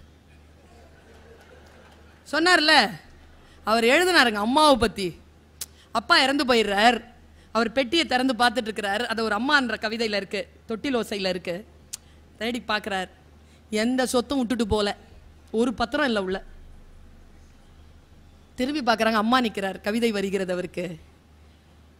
என் அப்பா உயிர் எழுதிய உயில் என் அம்மா. அது முக்கியம் இல்லையா? எத்தனை பேருக்குங்க இருக்கு, இருக்கிறத காப்பாத்திப்போமே. இந்த சொல்லின் பொருளை புரிந்து கொள்ளுங்களேன். நண்பன் எத்தனை பேருக்கு இருக்கிறது? பகை. பா என்ன சொல் அது, பகை. ஆபிரகாம் லிங்கன் எழுதுகிறார், என் குழந்தைக்கு சொல்லிக் கொடுங்கள், என் வாழ்க்கையை மாற்றி போட்ட வாசகம், என் குழந்தைக்கு சொல்லிக் கொடுங்கள், ஒவ்வொரு பகைவனுக்கும் ஒரு நண்பன் இருக்கிறான். நமக்கு தான் அது பகை. நான் ரொம்ப சூட்சமமா, இது ஆய்ந்த அவை என்பதனால் சூட்சமமா ஒரு விஷயத்தை சொல்லிட்டு போறேன். ராமாயணத்துல 4 பேர் அண்ணன் தம்பிங்க தானே, கடகடன்னு சொல்லுங்க பேரை. 3 பேர் வந்துடும், 4வது பேர் சிக்கும். சொல்லுங்க பாப்போம். ராம, லக்ஷ்மண, பரதன், சத்ருக்னன். ஓகே, இதுல ஃபேமஸ் ஆனவங்க 3 பேர் தானே. சத்ருக்னன் ஏதாவது ஃபேமஸா? ரொம்ப டீப்பா இந்த சொல்லிட்டு போறேன் நான், டைம் ஆகுது எனக்கும். ரொம்ப டீப்பா சொல்லிட்டு போறேன். உங்கள் வாழ்க்கையில் ஏதேனும் மாற்றம் வருகிறதான்னு பாருங்க. சத்ருக்னன் அப்படின்னா அவனுக்கு பேர்ப்பா. பரதன் யாருன்னு நமக்கு தெரியும், ராமன் யாருன்னு தெரியும், லக்ஷ்மணன் யாருன்னு தெரியும். சத்ருக்னன் யாருன்னு தெரியாது. அவனை பற்றி நிறைய பாட்டு இல்லை. வசிட்டர் தான் பெயர் வைக்கிறார். அவருடைய பெயருக்கு அர்த்தம் சத்ருவை வென்றவன். சத்ருக்னன், சத்ருவை அழித்தவன். நானும் வால்மீகி திருப்பி பார்க்கிறேன், கம்பன் திருப்பி பார்க்கிறேன், துளசிதாசரை பார்க்கிறேன். எங்கேயாவது ஏதாவது சண்டை போட்டிருக்கானா? எந்த பகையாவது ஜெயிச்சிருக்கானா? பகையே ஜெயிக்கல, ஆனா அவனுக்கு சத்ருக்னன் பேரு. ஒரு பெரியவரிடத்தில் இதை வியாக்கியானம் கேட்டேன். அந்த உரை சொன்ன அந்த பெரியவர் சொன்னார், ரொம்ப முக்கியமான கருத்து இது. சத்ரு எனக்கு ஒரு பகை, என் வாழ்க்கைக்கு பகையாக இருப்பது உங்கள் வாழ்க்கைக்கு அருளாக இருக்கும். எனக்கு தான் அது பகை, உங்களுக்கு அது பகை அல்ல. இதை முதல்ல நீங்க புரிஞ்சுக்கணும். சத்ருக்னனுக்கு எது பகை அப்படின்னா, நம்ம எல்லாருக்குமே எது பகை? நம் இலக்கை சிதறடிக்கின்ற எந்த ஒரு கருத்து வந்தாலும் அது நமக்கு பகை தானே. நம் இலக்கை நோக்கி நாம் போறோம், அந்த இலக்கை அடைய முடிய, நல்ல இலக்கு அது, என் பிறப்பின் நோக்கம். அந்த நோக்கத்தை நோக்கி நான் போகிறேன். போகின்ற பொழுது அதற்கு தடையாக வருவது எதுவும் பகைதானே. எனக்கு அது பகைதான். ஸ்டூடெண்ட்ஸ் கிட்ட நான் சொல்லுவேன், உங்களுக்கான பகை எது என்பதனை கண்டுபிடியுங்கள், அதை ஜெயிச்சிருங்க. யாருக்கோ இருக்கக்கூடிய பகை உங்களுக்கான பகை அல்ல. இப்ப யூடியூப் சேனல்ல நான் பேசுறேன், எனக்கு யூடியூப் சேனல் பகை அல்ல. பல பேர் ஆன்லைன்ல பல குற்றங்கள் நிகழ்த்தக்கூடிய சூழலில் மாட்டிக்கொள்கிறார்கள். அவர்களுக்கு அந்த ஆன்லைன் வாழ்க்கை என்பது பகை. ஒருத்தருக்கு வரம், ஒருத்தருக்கு பகை. இதை முதல்ல புரிஞ்சுக்கணும் நாம. பாருங்க, சத்ருக்னன் தன் வாழ்க்கையின் மூலமாக இதை நமக்கு சொல்லிவிட்டு போகிறான். லக்ஷ்மணனுடைய வாழ்க்கை நோக்கம் ராமனுடன் இருப்பது, சத்ருக்னனுடைய வாழ்க்கை நோக்கம் பரதனோடு இருப்பது. பரதனோடு இருக்கக்கூடிய அந்த வாழ்க்கையை, அந்த இலக்கை அடையவே முடியாதபடிக்கு ஒருத்தன் இருக்கிறான். அவன் பேரழகன். அவன் முன்னால வந்தாலே அப்படியே ஆன்மா மண்டிட்டு அவன் பின்னாலேயே நடந்துரும். அவன் தான் ராமன். ராம சௌந்தரியம்.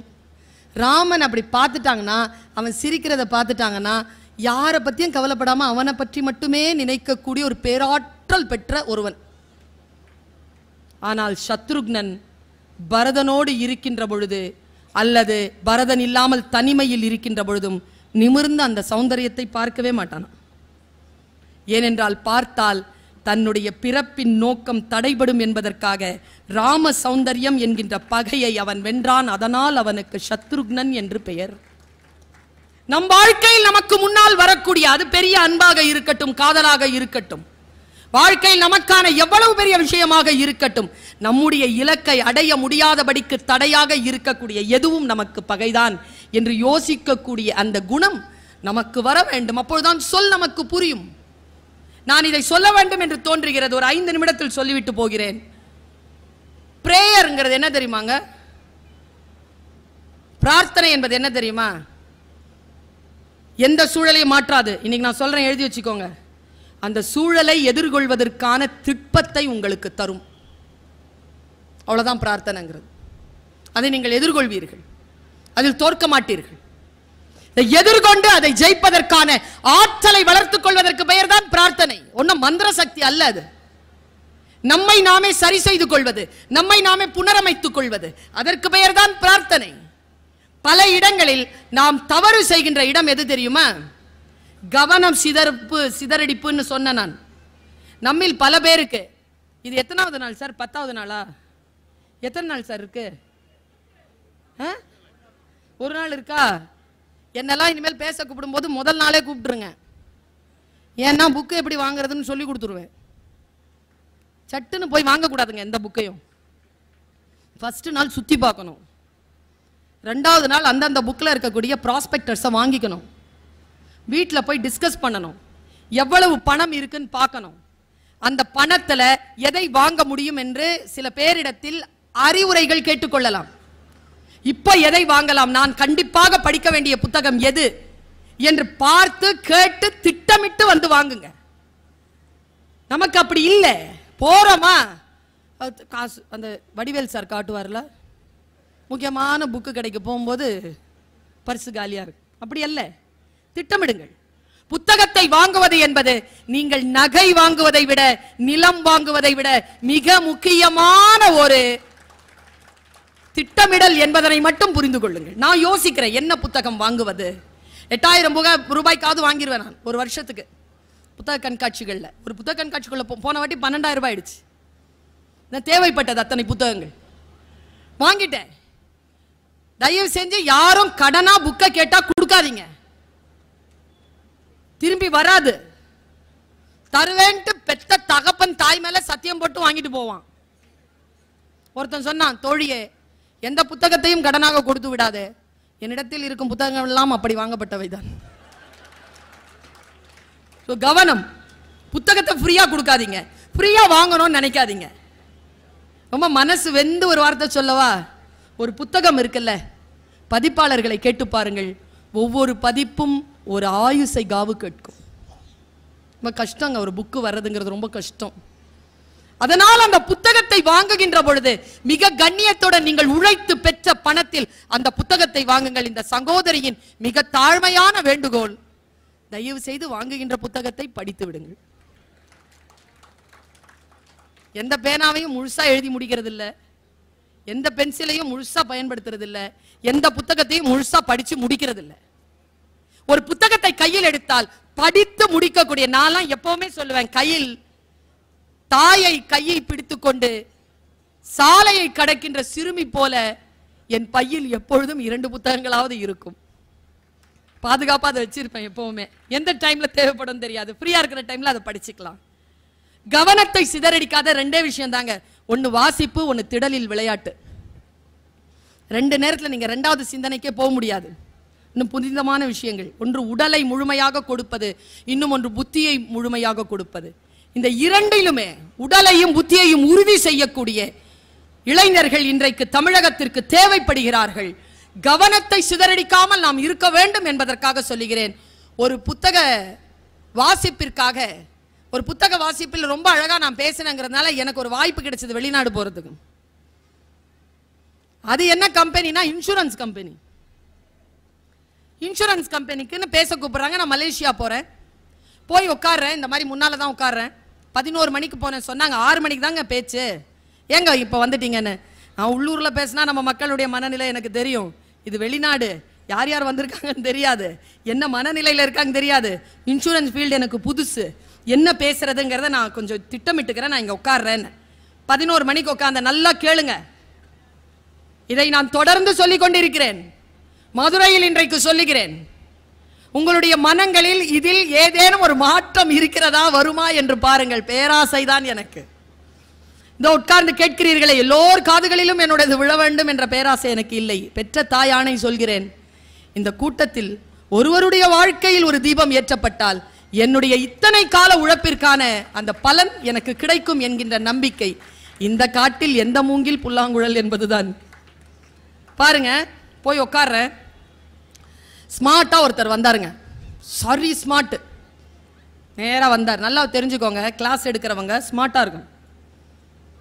உடல் மொழி, ஆடை, ஐ கான்டாக்ட், லாங்குவேஜ் எல்லாம் கரெக்டாக இருக்கணும். இல்லைன்னா இன்னைக்கு பாடம் கேட்க மாட்டாங்க பசங்க. ரொம்ப கிளியர். ஒரு பொண்ணு என்கிட்ட கவுன்சிலிங் வந்து சொல்லுது, என் டீச்சர் எனக்கு பிடிக்கல, அதனால் அந்த ஸ்கூல் போக மாட்டேன். எந்த டீச்சர்? Maths teacher. ஏன் பிடிக்கல? அவங்க அழகாக இல்லை, அவங்க சரியாக ட்ரெஸ் பண்ண மாட்டேங்கிறாங்க, அவங்க வாய்ஸ் எனக்கு பிடிக்கல. எப்படி? நான் அவங்க அம்மா பாட்ட சொன்னேன் ஸ்கூலை மாற்றுன்னு. டீச்சர் சரியில்லாமல் இல்லை, உன் பிள்ளை சரியில்லை. நிறைய பேர் நம்ம பிள்ளைகளை வளர்க்குறது சரியில்லைங்க. வெயிட்டை தூக்க விடுங்க இன்னிலேருந்து. இந்த சகோதரி சொல்லித்தரேன். பிள்ளைகள் கையில் புக்கு வாங்குறீங்கல்ல, நீங்கள் சுமந்துட்டு போவாதீங்க, அதுக்கிட்ட வெயிட்டை கொடுங்க. 5 கிலோ இருந்தாலும் பரவாயில்ல, கொடுங்க, தூக்கிட்டு போட்டோம். எந்த குழந்தை தாய் தகப்பனுடைய சுமையை தன் கைக்கு மாற்றிக்கொள்கிறதோ அந்த குழந்தை முதிர முதிர அந்த பெற்றோர்களை பார்த்து கொள்ளும். எந்த பெற்றோர் தன் குழந்தை எந்த சுமையையும் சுமந்து விடக்கூடாது என்று தவிக்கிறீர்களோ, நீங்கள் சாகும் வரை அந்த குழந்தையை நீங்கள் தான் பார்த்துக் கொள்ள வேண்டும். கொஞ்சம் டஃப் கொடுங்க. நான் முன்னால் உட்கார்ந்துருக்கிறேன், அவர் வராரு, பேசுறாரு. அவர் பேசினது மார்க்கெட்டிங், சந்தைப்படுத்துவது எனக்கு பிடிக்கும். எல்லோரும் சந்தை தானே படுத்திக் கொள்கிறார், எல்லாமே விற்பனைக்கு தானே. பெற்ற தாயும் கொண்ட மனைவியும் பெற்ற பிள்ளைகளும் உடன் பிறந்தவர்களும் தவிர்த்து எல்லாம் வியாபாரமாகத்தானே இருக்கிறது. இந்த வியாபார உலகத்தில் எப்படி ஒரு விஷயத்தை வியாபாரம் செய்வதுன்னு அவர் சொல்லி தராருங்க. வந்தாரு, நின்னாரு, மார்க்கெட்டிங் எப்படி பாலிசிஸை விற்கிறதுன்னு பேசினார். ஒரு டிவியில் பெருசாக ஒரு ஸ்க்ரீன் இருந்தது, அந்த ஸ்க்ரீனை போட்டு விட்டார். அதில் ஒரு காட்டுவாசி அப்படி வரார், நிற்கிறார், காலை சரசரங்கிறாரு, ஒரு பாம்பு வருதுங்க. இவ்வளோதாங்க காட்சி. 2000 பேரை எழுந்து கை தட்ட அளவுக்கு அந்த காட்சி இருந்துச்சுங்க. பாம்புங்க, காட்டு பாம்பு, கருப்பு கலர்ல அப்படி நிக்குதுங்க. வைல்டு பியூட்டிங்க, காட்டு அழகு. இப்படி நிக்கிறா, ஏய் பியூட்டி நல்லா இருக்கிறே, நான் பாம்பை தான் பார்த்தேன். அந்த ஆள் என்ன பண்ணா, கிட்ட வரா. பாம்பு என்ன பண்ணணும்? கொத்தணும், இல்லைன்னா என்ன பண்ணலாம்? போயிடணும். 2 தானே தம்பி பண்ணணும், 2வது பண்ணலப்பா. அதான் மார்க்கெட்டிங். புரிஞ்சுக்கோங்க, மார்க்கெட்டிங்க புரிஞ்சுக்கோங்க. நின்ன பாம்பு, அவன் கிட்ட வராங்க, அந்த காட்டுவாசி மிரளுதுங்க. இப்படிங்குது, நான் டீச்சர் இல்லையா? ஏ பாம்பே, ஏன் பயப்படுற, ஓடி போயிருங்கிற. மிரளுது. பெண்கள் கவனமாக கேட்டுக்கொள்ளுங்கள், நான் பேசுவதில் உள்ளர்த்தம் உண்டு. மிரளுது. அவன் கிட்ட வரான், சட்டார்னு உட்காந்தாங்க. டக்குன்னு மிரண்டுச்சிங்க அந்த பாம்பு. மறுபடியும் இல்லைங்க, இப்படி குனிஞ்சிருச்சிங்க பாம்புங்க. குனிஞ்சி மிரளுது. காட்டு பாம்புங்க, உங்களை மாதிரி என்ன மாதிரிங்க, மிரளுதுங்க. அங்க போய் தவிக்கிறனா, என்ன பண்றான் உன்ன? அவன் ஒன்னும் பண்ணலையே, ஏன் அவளை தவிக்கிற? எத்தனை பெண்கள் ஏமாற்றப்படுகிறீர்கள், காரணமே இல்லாமல் மிரள்கிறீர்கள், காரணமே இல்லாமல் எங்கேயோ போய் சிக்கிக்கொள்கிறீர்கள். இந்த பாம்பை போல அப்படியே இருக்கு. இளைஞர்களைத்தான் சொல்கிறேன், நீங்களும் தான், ஆண் குழந்தைகள் தான், உங்களையும் தான் சேர்த்து சொல்கிறேன். மிரளிச்சிங்க. அவன் என்ன பண்ணான்னு தெரியுமா? உட்கார்ந்தாரு, அவரு நேரா கிட்ட வந்தாருங்க. இந்த பாம்புக்கு தெரியாதுங்க அவன் கிட்ட வரான்னு. இப்படி குனிஞ்சிருந்தா இங்க முத்தம் கொடுத்தாருங்க. முத்தம் கொடுத்த உடனே மறுபடியும் அங்க 2000 பேரும் கை தட்டினாங்க. அவன் ஜெயிச்சிட்டாங்க. முத்தம் கொடுத்து எழுந்திருச்சு, எழுந்து நடந்து போயிட்டான். அந்த பாம்பு, முட்டாள் பாம்பு, தனக்கு முத்தம் கொடுக்கப்பட்டதே தெரியாமல் தோற்று போய் எல்லோரும் தன்னை கேலி செய்வது கூட அறியாமல் போய் பொந்துக்குள்ள போயிடுச்சு.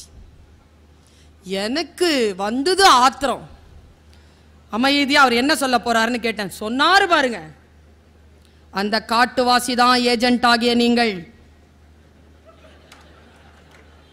அந்த பாம்பு தான் கிளைண்ட், கொடுக்கப்பட்ட முத்தம் தான் விற்கப்பட்ட பாலிசின்னாருங்க. அட பாவிகளா, உங்க ஊர்ல இப்படியா விக்கிறீங்க? எங்க ஊர்ல அப்படி விக்கிறது இல்லப்பா, நாங்க வேற ஆட்களப்பா. அந்த பையன்கிட்ட இருந்து அந்த பென்ட்ரைவ் வாங்கிட்டு ரூம்ல போய் என்னுடைய லேப்டாப்ல போட்டு கேட்டேன், இதுதான் செய்தி, காண்கிற காட்சி வேறு, அதற்குள் பொதிந்து இருக்கக்கூடிய பொருள் வேறாக இருக்கிறது. பொருளை புரிந்து கொள்ளுங்கள் என் நேசத்திற்குரியவர்களே. வரிகள் அல்ல முக்கியம், வரிகளுக்கு நடுவில் இருக்கக்கூடிய இடைவெளியில் ஏதோ ஒன்று சொல்லப்பட்டு கொண்டே இருக்கிறது. இடைவெளியில் பத்திரம். Know how to read in between lines. Know how to read in between words, in between letters. இந்த விழிப்புணர்வு இருக்க வேண்டும் என்பதற்காக சொல். என்ன தெரியுமா பண்ணார்? போட்டு பார்த்தா என்னப்பா மந்திரம் போட்டானா? ஒன்னும் பண்ணலைங்க. அவன் கிட்ட வந்தவன் இந்த 2 விரலை அசைச்சிட்டே வந்தாங்க. அவ்வளவுதான். பாம்பு அதை பார்த்துச்சு. நமக்கு அது மிரள்ற மாதிரி தெரியுது. உட்கார்ந்த உடனே 2 கையை வச்சுக்கிட்டு இந்த விரல்களை அசைக்க ஆரம்பிச்சான். அது அதையே பார்க்குது. அதுக்குள்ள முத்தம் கொடுத்துட்டு போயிட்டான். நம் கவனத்தை சிதறடித்து நம்மை ஜெயித்து விட்டதாக சிலர் அறிவிப்பு தந்து கொண்டிருக்கிறார்கள். நம் கவனம் சிதறாமல் இருக்கின்ற பொழுது யாராலும் வெல்லப்படாதவர்களாக நாம் இருப்போம் என்பதனை மட்டும் நீங்கள் புரிந்து கொள்ளுங்கள். எந்த சூழ்நிலை வந்தாலும் என் அன்புக்குரியவர்களே, கவனத்தை மட்டும் சிதறடிக்காமல் இருந்தால் வினாடிகளை, நிமிடங்களை, மணி நேரத்தை, நாளை, ஆண்டை, யுகங்களை காப்பாற்றிக் கொள்ளலாம். என் தந்தையார் சொல்லுவார், மாஜீனே तारीख के वो दौर भी देखे हैं, लम्हों ने खता की थी, सदियों ने सजा पाई. என்ன அர்த்தம் தெரியுமா?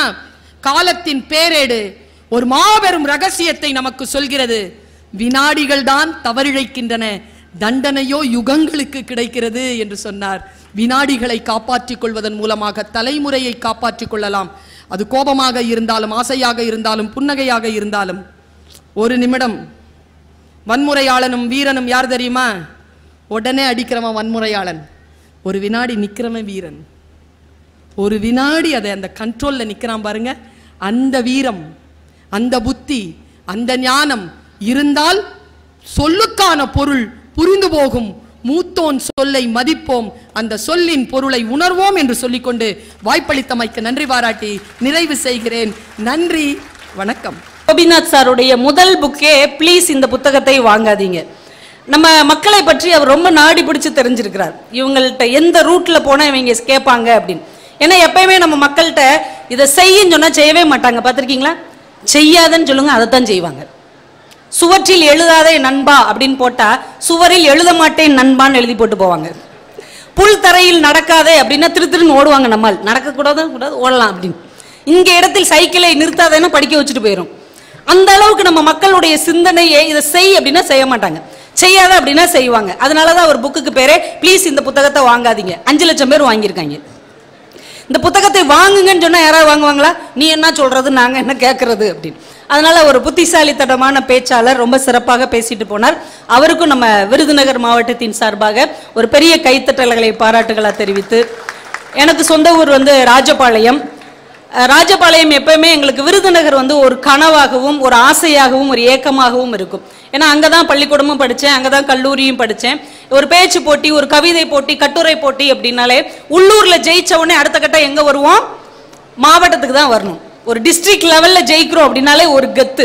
அப்ப ஜெயிச்சு விருதுநகருக்கு ஒவ்வொரு முறை வரும்போதும் இந்த விருதுநகர்ல நம்ம ஜெயிச்சுட்டு போகணும் அப்படிங்கிற ஒரு ஏக்கத்தை, ஒரு ஆசையை, ஒரு கனவை விதைத்த மண் இந்த விருதுநகர் மண்.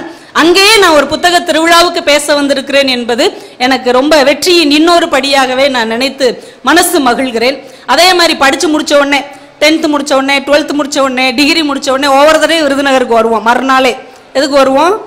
எம்ப்ளாய்மெண்ட் ஆஃபீஸில் பதிகிறதுக்கு. என்னமோ பதிஞ்சிட்டு போய் அடுத்த வாரமே நம்மளுக்கு வேலை வந்துடுற மாதிரி கனவெல்லாம் கண்டுட்டு போய் பிறகு ஒரு கட்டத்துக்கு மேலே நம்மளுக்கு வேலையும் கிடைக்காது, ஒன்றும் கிடைக்காது.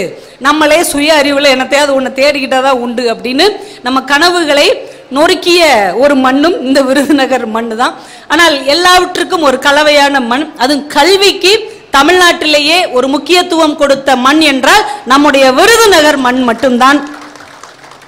ஏன்னா இங்க புத்தகங்கள் விற்காம வேற எங்க விற்க போகுது? நான் பப்பாசி முருகன் அண்ணாட்ட கேட்டேன், மற்ற மாவட்டத்தை விட எங்க ஊர் எப்படி போயிட்டு இருக்குன்னு. கொஞ்சம் பரவாயில்லாம தான் போயிட்டு இருக்கு அப்படின்னாரு. ஏன் அப்படி சொல்றீங்க அப்படின்னு. உங்க அண்ணாச்சிகள்லாம் காசை இறக்குறதுக்கு ரொம்ப சங்கடப்படுறாங்க அப்படின்னாரு. அண்ணாச்சிக்கு ஆரம்பத்தில் சங்கடப்படுவாங்க, ஆனால் அண்ணாச்சிக்கு வீட்டில் இருக்கிறவங்க பிள்ளைகள்லாம் அடுத்த தலைமுறைகள் எல்லாம் நிச்சயம் புத்தகங்களை வாங்குவார்கள், நீங்க நம்புங்க என்று நான் முதல் நாள் சொன்னேன். இன்னைக்கு நம்ம மேடத்துக்கிட்டையும் திருவாசகன் சார்கிட்டையும் பேசும்போது சொன்னாங்க, பரவாயில்ல ஃபர்ஸ்ட் 2-3 நாளைக்கு அப்புறம் இந்த புத்தக விற்பனை என்பது மிகச்சிறந்த அளவில் போய்கொண்டிருக்கிறது. விருதுநகர் மாவட்டம் இலக்கிய ரசனையில் சிறந்த மாவட்டமாக தன்னை முன்னிறுத்திக் கொண்டே இருக்கிறது என்று சொன்னபோது ரொம்ப மனசுக்கு மகிழ்ச்சியாக இருந்தது. ஏன்னா இங்க 1,00,000 புத்தகங்கள் வந்து உங்க முன்னாடி இருக்கிறது. இந்த வாய்ப்பெல்லாம் ஒரு 20 வருஷத்துக்கு முன்னாடி நம்ம நினைச்சு கூட பார்க்க முடியாது. புத்தகம் பார்க்கிறதோ, புத்தகம் வாசிப்பதோ, ஒரு புத்தகத்தை விலைக்கு வாங்குவதோ ரொம்ப கஷ்டம். ஏன்னா அப்ப காசே நம்மளுக்கு தரமாட்டாங்கல்ல. பாக்கெட் மணினாலே ஒரு 50 காசு 1 ரூபாய் தான் கொடுப்பாங்க. இதை வச்சு நம்ம எங்க புக்கு வாங்குறது? நமக்கு வாங்கி சாப்பிட்றதுக்கே அது பத்தாது. ஆனால் இன்னைக்கு பிள்ளைகள் கைகளை ரொம்ப தாராளமா 100 ரூபாயில இருந்து 500 ரூபாயில இருந்து 1000 ரூபாய் வரைக்கும் வந்து புத்தகம் வாங்க போறேன்னு கேட்டா எந்த அம்மா அப்பாவது காசு கொடுக்காம இருக்கிறாங்களா? ஏதோ நல்ல விதத்துல நீ செலவழிச்சா பரவாயில்ல அப்படின்னு இன்னைக்கு இருக்கிற பெற்றோர்கள் பிள்ளைகளின் கைகளில் பணம் நிறைய கொடுக்கிறார்கள். அது நல்ல வழியில் செலவழிக்கப்பட வேண்டும் என்றால் இது மாதிரியான புத்தக திருவிழாக்களில் தான் உங்கள் பணம் செலவழிக்கப்பட வேண்டும் என்பதை நம்முடைய அடுத்த தலைமுறை புரிந்து கொள்ள வேண்டும். ஏன்னா அந்த புத்தகம் அவ்வளவு ஈஸியா கிடைக்காது. ஆபிரகாம் லிங்கன் ஒரு ஏழை குடும்பத்துல பிறந்தவர். அவருக்கு சின்ன வயசுல இருந்தே புத்தகம் வாசிக்கிறது மேல அவ்வளவு ஆசை, அவ்வளவு கனவு, அவ்வளவு லட்சியம். ஆனா புத்தகம் வாசிக்க ஆசை இருக்காது. அவர் என்ன பண்ணுவார், தூரத்து ஊர்ல இருக்கிற ஒரு பெரியவர்கிட்ட புத்தகம் இரவல் வாங்கிட்டு வந்து படிப்பார். இரவெல்லாம் உட்காந்து படிச்சுட்டு மறுநாள் கொண்டு போய் கொடுத்துருவார். இப்படி அடிக்கடி புத்தகம் வாங்கி படிச்சுட்டு இருக்கிறார். ஒரு நாள் ஜனாதிபதி வாஷிங்டன் அப்படின்னு ஒரு புத்தகத்தை வாங்கிட்டு வந்து படிக்கிறார். படிக்க படிக்க அவருக்கு அப்படியே ரொம்ப இன்ட்ரெஸ்டா இருக்கு, படிச்சுட்டே இருக்கிறார். படிக்கும்போது அந்த மண்ணெண்ணெய் விளக்குல படிக்கும்போது அந்த விளக்கு எண்ணெய் குறைஞ்சு அணைஞ்சிருது. ஜன்னல் பக்கத்துல உட்காந்து தெரு விளக்கு வெளிச்சத்துல படிச்சுட்டே இருக்கிறார். படிச்சு முடிச்சோடனே ஜன்னல் பக்கத்திலே புத்தகத்தை வச்சுட்டு போய் தூங்கிடுறார். அந்த இரவு நேரத்தில் அடித்த மழையில் அந்த புத்தகம் நனைந்து போய் விடுகிறது. காலையில எடுத்து பார்க்கிறார், அப்படி நனைஞ்சு போயிருக்கு. அப்படி மனசெல்லாம் வேதனையா இருக்கு. அந்த பெரியவர்கிட்ட கொண்டு போய் சொல்றாரு, நீ அறியாம இது நனைஞ்சிருச்சு, மன்னிச்சுக்கோங்க, நான் எப்படியாவது இதை காய வச்சு தர்றேன். அந்த பெரியவருக்கு ரொம்ப கோபம் வந்துருச்சு. கொஞ்சம் கூட பொறுப்பே இல்லாம இப்படி வந்து புத்தகத்தை நினைச்சு கொண்டு வந்திய, ஒண்ணு இதுக்கான பணத்தை எனக்கு கொடு, அப்படி இல்லைன்னா என்னுடைய வயலில் 3 நாள் நீ வேலை பாரு அப்படின்னார். அவர்கிட்ட பணம் கையில் கிடையாது. 3 நாட்கள் அந்த இளைஞனாக இருந்த ஆபிரகாம் லிங்கன் அந்த பெரியவரின் வீட்டு தோட்டத்தில் வயலில் வேலை செய்து அந்த பணத்தை அடைத்து அந்த புத்தகத்தை தனக்கு சொந்தமாக ஆக்கி கொண்டார் என்று வரலாறு குறிப்பிடுகிறது. அந்த புத்தகத்துக்கு பெயர் ஜனாதிபதி வாஷிங்டன். அந்த புத்தகத்தை அவர் உழைப்பின் மூலமாக சொந்தமாக பெற்றார்.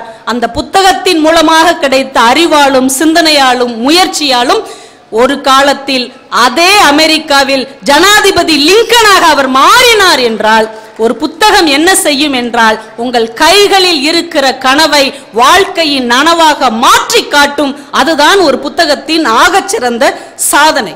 நம்முடைய நேற்று எப்படி இருந்தது, நம்முடைய இன்று எப்படி இருக்கிறது, நம்முடைய நாளை எப்படி இருக்க வேண்டும் என்று நமக்கு கற்றுக் கொடுப்பது நம்முடைய இலக்கியங்கள் தான். இலக்கியம்னா என்ன? நிறைய யங்ஸ்டர்ஸ் வந்திருக்காங்க. இலக்கியம்னா என்னமா? இலக்கியம்னா அக்கா மைக்க கொடுங்க அப்படிலாம் நான் சொல்ல மாட்டேன், நமக்கு அது செட் ஆகாது, நம்ம இப்படிக்கா போவோம். நீங்கள் அதெல்லாம் அழிச்சிருங்க, அவர் பேசுகிறதெல்லாம் அல்ட்ரப்பர் வச்சு அழிச்சிருங்க, நம்ம இந்த ரூட்டில் போவோம். இலக்கியம் அப்படின்னா நம்ம வாழ்க்கையின் வரலாற்று சுவடுகளை, கடந்து வந்த நினைவுகளை, இனிமேல் அடைய போகிற இலக்குகளை ஒரு கவிதையாக, கட்டுரையாக, சிறுகதையாக, நாவலாக, வாழ்க்கை வரலாறாக புத்தக வடிவில் தருவது இலக்கியம். கலை அப்படின்னா என்ன? நீங்க இலக்கியத்தில் என்னவெல்லாம் சொல்லப்படுகிறதோ அது படித்தால் புரியாத, படிக்கவே தெரியாத, படிப்பதற்கு வாய்ப்பே இல்லாத எளிய சாமானிய பாமர மக்களுக்கும் புரிகிற மாதிரி ஒரு நடனமாக, பாடலாக, நாடகமாக, பட்டிமன்றமாக, வில்லிசையாக, நாடக கூத்தாக, சினிமாவாக கொண்டு சேர்ப்பது கலை. இதுதான் இலக்கியம், இதுதான் கலை. இது ரெண்டுமே நம்ம வாழ்க்கையை நமக்கு முன்னாடி அப்படியே படம் போட்டு காட்டுவதுதான் நம்முடைய கலையும் இலக்கியமும். இது ரெண்டும் இல்லைன்னு வைங்களேன், கலையும் இலக்கியமும் இல்லை என்றால் மனிதனுக்கும் விலங்குக்கும் வேறுபாடே இல்லை, நம்மளுக்கும் விலங்குகளுக்கும் வேறுபாடே இல்லை. எங்கேயாவது ஒரு 50 மயில்கள் ஒன்று கூடி, நீ ரொம்ப சூப்பரா டான்ஸ் ஆடுற, உனக்கு ஒரு மேடை போட்டு தர்ற விருதுநகர்ல, நீ வந்து ஆடு, நாங்க முன்னாடி உட்காந்து வீடியோ எடுக்கிறோம் அப்படின்னு எந்த மயில்களாவது சொல்லுமா? சொல்லாது. இப்போ ஒரு குயில் அழகா பாடும், ஒரு காட்டுல இருக்கிற மற்ற பறவைகள்லாம் ஒண்ணு சேர்ந்து நீ ரொம்ப அருமையா பாடுற, கருப்பா இருந்தாலும் உன் குரல் கொஞ்சம் காந்தமா இருக்குது, நீ பாடு, இந்த மைக் செட்டு செலவுலாம் நாங்க பாத்துக்கிறோம், அண்ணாச்சி மைக்கு கொஞ்சம் நல்லா வைங்க, அந்த குயில் பாடட்டும் அப்படின்னு எல்லா பறவைகளும் சேர்ந்து என்னைக்காவது முடிவு எடுக்குமா? எடுக்காது. என்னைக்காவது ஒரு பூனை வந்து நான் ஒரு அழகான கவிதை எழுதியிருக்கிறேன், எல்லாரும் உட்கார்ந்து கேளுங்க அப்படின்னு எலிகளை கூப்பிட்டு ஒரு மீட்டிங் போடுமா? போடாது. மனிதனுக்கும் விலங்குகளுக்கும் இருக்கிற வித்தியாசம் என்ன என்றால், கலைகளால் இலக்கியங்களால் ஒருபடி மற்ற உயிரினத்தை விட உயர்ந்திருப்பதால் தான் மனிதன் 6 அறிவு கொண்டவனாக இருக்கிறான், விலங்குகள் 5 அறிவு கொண்டதாக இருக்கிறது. இப்ப மனுஷனை மற்ற உயிரினங்களிலிருந்து வேறுபடுத்தி காட்டுவதே இந்த கலையும் இந்த இலக்கியமும் மட்டும்தான். இப்ப 2000 வருஷத்துக்கு முன்னாடி வள்ளுவர் வாழ்ந்தார் அப்படின்னு நம்ம படிக்கிறோம் இல்லையா? வள்ளுவர் எப்படி இருந்தார்னு யாருக்கா தெரியுமா? அவர் எப்படி இறந்தார்னா அது யாருக்கா தெரியுமா? அவர் எப்படி வாழ்ந்தார்னா அது யாருக்கா தெரியுமா? நாம பார்க்கிற உருவம் என்பது நம்முடைய கற்பனை. வள்ளுவர் அப்படி இருந்திருக்க மாட்டார், தாடி இல்லாம கூட இருந்திருப்பார், அவர் வேற மாதிரி கூட இருந்திருப்பார். ஆனா இது நம்மளுடைய கற்பனை. வள்ளுவர் எப்படி இருந்தாருன்னு தெரியாது, எப்படி பேசி இருப்பாருன்னு தெரியாது, என்ன விரும்பி சாப்பிட்டாருன்னு தெரியாது, என்ன உடை உடுத்தினான்னு தெரியாது. ஆனால் வள்ளுவன் என்கின்ற ஒரு அறநெறி தலைவன் எங்கள் தமிழ் சமுதாயத்தின் முன்னோடியாக இருந்திருக்கிறான் என்பதற்கு அடையாளம் அவர் நமக்கு விட்டு சென்ற திருக்குறள் என்கின்ற ஒரு மாபெரும் இலக்கியம். அந்த ஒற்றை இலக்கியம் 2000 வருடம் கழித்தும் நம் முன்னால் நிற்கிறது என்றால் இலக்கியம் தான் ஒரு மனிதனை சாகா வரம் பெற்றவனாக மாற்றுகிறது. ஒரு கம்பன் எப்படி இருப்பான்னு தெரியாது, ஒரு இளங்கோவடிகள் எப்படி இருப்பார்கள் என்று தெரியாது, சங்க இலக்கியத்தை சேர்ந்தவங்க எல்லாம் எப்படி இருப்பாங்கன்னு தெரியாது. ஆனால் அவர்கள் எழுதிய கவிதையும் பாட்டும் காப்பியமும் இன்றைக்கும் நம்மை வழிநடத்தி கொண்டிருப்பதால் தான் நாம் எல்லாம் இலக்கியத்தை இன்னைக்கும் உட்கார்ந்து கேட்டுட்டு இருக்கிறோம். ராஜராஜ சோழன் எப்படி இருப்பான்னு யாருக்கா தெரியுமா? உடனே நம்ம பிள்ளைங்க சொல்லுவாங்க ஜெயம் ரவி மாதிரியே இருப்பாரு. பொன்னியின் செல்வன் படம் பார்த்துட்டு பழைய அம்மாமார்கள்லாம் சொல்லுவாங்க அதெல்லாம் இல்லை, சிவாஜி கணேசன் மாதிரி இருப்பாங்க. ஏன்னா அந்த காலத்து பொன்னியின் செல்வன் சிவாஜி சார் தானே. ஆனா உண்மையில அவர் அப்படி இருந்திருப்பாரா இப்படி இருந்திருப்பாரான்னு தெரியாது. ஆனால் இன்றைக்கும் ராஜராஜ சோழன் இருக்கிறார். எப்படி? தஞ்சை பெரிய கோவில் என்கின்ற ஒற்றை கோபுரத்தால் தமிழனின் அடையாளமாக அவர் இன்றைக்கு நிலைத்து நின்று கொண்டிருக்கிறார் என்றால் அதுதான் கலையின் நீட்சி. இதுதான் கலை இந்த உலகத்துக்கு தந்தது. இதுதான் இலக்கியம் நமக்கு வழி நடத்தி செல்லுவது. சாதாரணமான விஷயம் இல்லை. நம்ம மொழியின் அழகு என்பது என்ன தெரியுமா? அதோடைய தொன்மை. ஒன்றும் இல்லை, கொஞ்சம் குடிக்க தண்ணி தாங்களேன். சும்மா கேட்டேன், மேடம் பதறாங்க, ஐயோ குடிக்க தண்ணி கேட்குறாங்க. இப்போ நம்ம குடிக்க தண்ணி தாங்கன்னு சொன்னால் உங்களுக்கு கேட்குது தானே. ஆனால் நம்ம ஏன் குடிக்க தண்ணி தாங்கன்னு இப்படி சைகையில் சொல்கிறோம்? நீங்கள் நல்லா கவனித்து பார்த்துருக்குறீங்களா? வீட்டில் யார்கிட்டையாவது போய் குடிக்க தண்ணி தான் அப்படிமோ, வயிறு பசிக்குது அப்படிமோ, ஒரே தலை வலிக்குது அப்படிமோ. நமக்கு தான் வாய் பேச வருது, அவங்களுக்கு காது கேட்குது இல்லை. ஏன் நம்ம இன்னும் சைகையிலே பேசுகிறோம்? பிரபஞ்சன் தான் ரொம்ப அழகாக சொல்வார், மனிதன் முதலில் சைகையில் பேச தொடங்கிய போதே மொழி உருவானது என்றால் அது தமிழ் மொழி மட்டும்தான். அந்த தொடர்ச்சி தான் இன்றைக்கு நம்ம சைகையும் விடாம இருக்கிறோம். 5000 10,000 வருடங்களுக்கு முன்னாலேயே இந்த மொழி சைகையோடு சேர்ந்து பிறந்தது என்பதால் தான் நம்ம பேசும்போதே அந்த சைகையோடு சேர்ந்தே பேசுறோம்.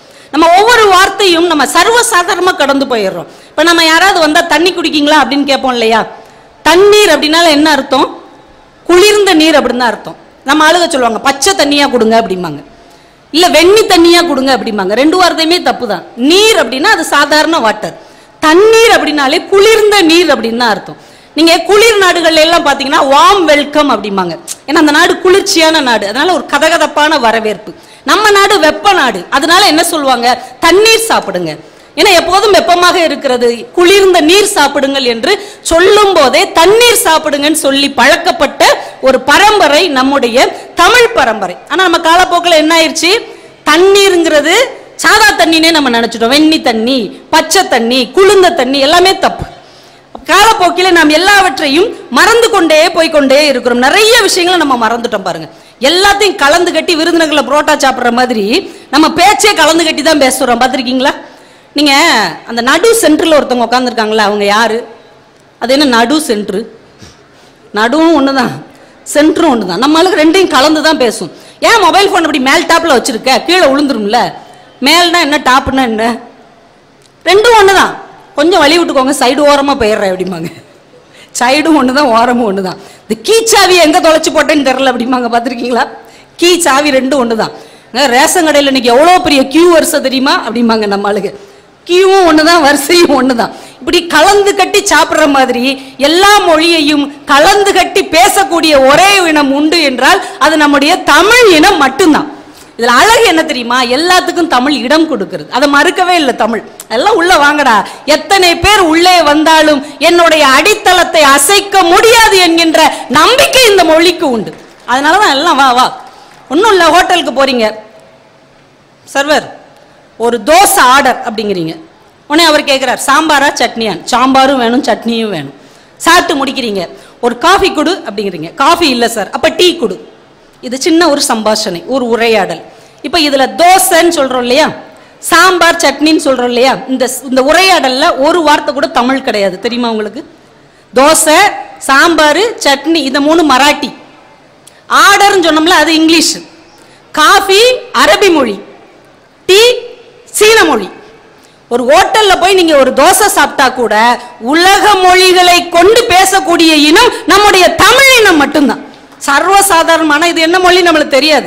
ஆனா சர்வசாதாரணமா எல்லா மொழியிலும் பேசக்கூடிய ஆற்றல் நம்ம தமிழனுக்கு உண்டு.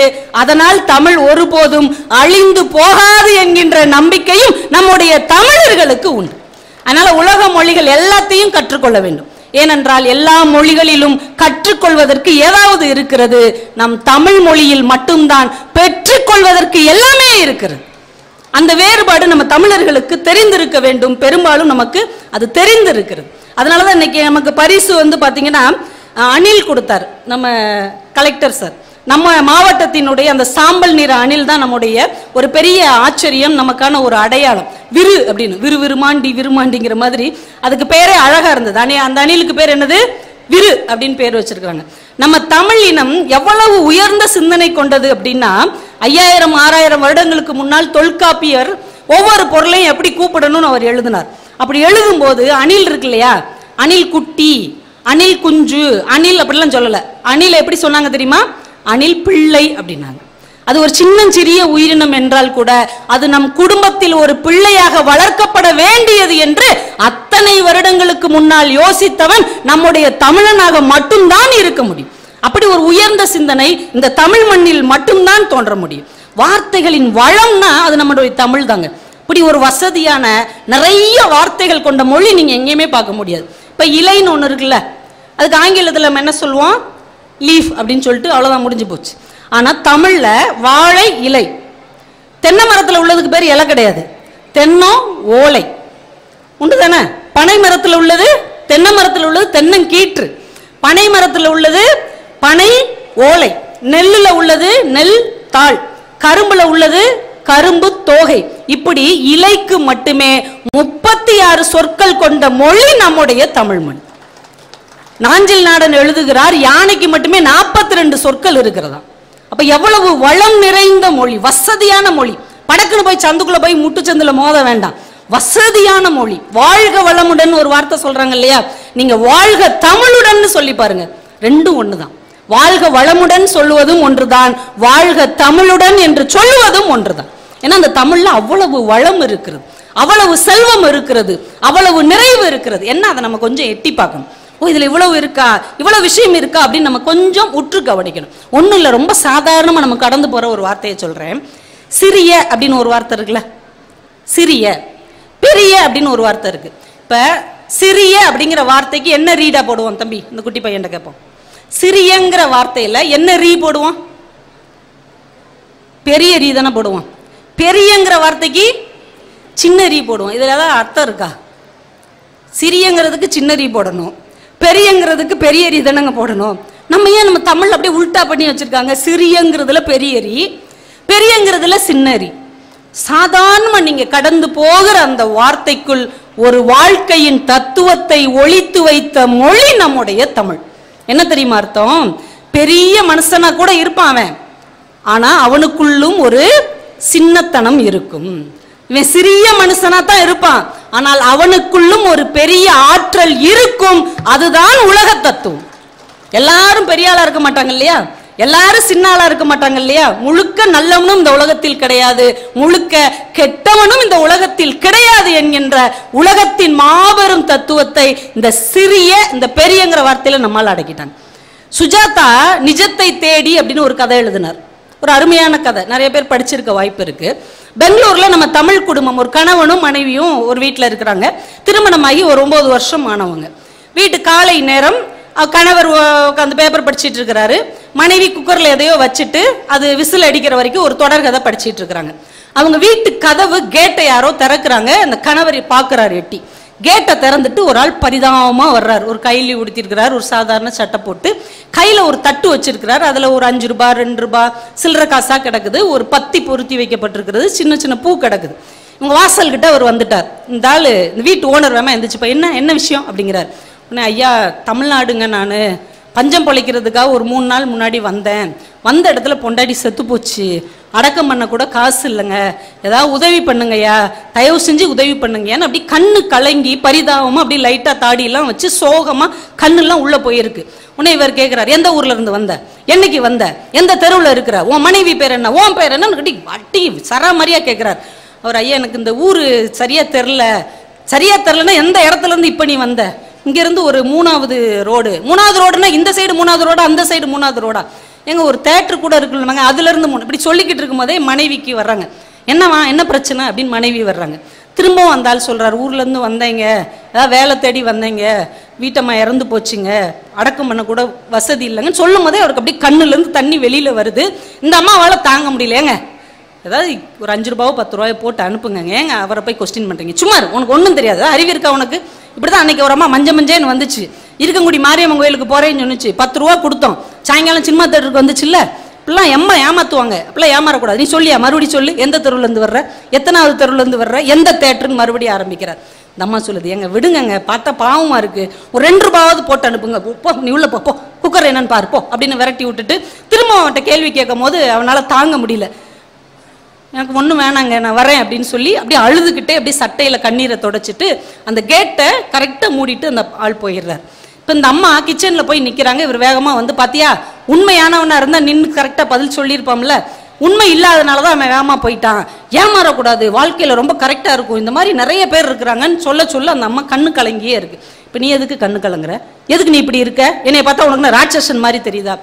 இல்லை ஒரு 2 ரூபாய் போட்டு விட்டுருக்கலாம், எத்தனையோ பேர் ஏமாத்துறாங்கிறதுக்காக இவனும் ஏமாத்துறான்னு நம்ம எப்படி நினைக்கலாம், போனா போகுது, ஏமாத்தினா கூட ஏமாத்துறான், இப்போ என்ன 2 ரூபாய் போட்டா போகுது, ஏன் இப்படி முட்டாத்தனமா இருக்கு, இப்படி 2 பேருக்கு வாக்குவாதம் நடக்குது, விடுங்க நீங்க சொல்றதுதான் கரெக்ட், அவன் ஏமாத்துறான் விடுங்க அப்படின்றுச்சு. இப்ப இவருக்குள்ள ஒரு ஈகோ எந்திரிக்குது, இவன் நம்மளை நம்ப மாட்டான்ல, அவன் ஏமாத்துறான்னு நம்ம உறுதியா சொல்றோம், இவன் நம்ப மாட்டேங்கிறான், அப்ப நம்ம நிரூபிச்சு காட்டணும்னு, சரி வா குக்கர் ஆஃப் பண்ணு, வா நம்ம 2 பேரும் போய் அவன் சொன்ன அந்த 3வது தெருவில் அந்த தேட்டருக்கு பக்கத்தில் உள்ள தெருவில் போய் பார்த்துட்டு வந்துடுவோம். இல்லையா நான் நம்புறேன், உன்னை ஆளை விடு, எனக்கு வேலை இருக்கு அப்படின்றாங்க. நீ நம்பலாட்டி இரு, நான் போய் பார்த்துட்டு வரேன்ட்டு கார் எடுத்துட்டு சல்லுன்னு போறார். அவன் சொன்ன அந்த 3வது கிராஸ் தெரு, அந்த தேட்டரை ஒட்டின தெரு, அது ஒரு நீளமான தெரு. சல்லுன்னு உள்ள போனோடனே காரை பிரேக் போட்டு நிப்பாட்டுறாரு.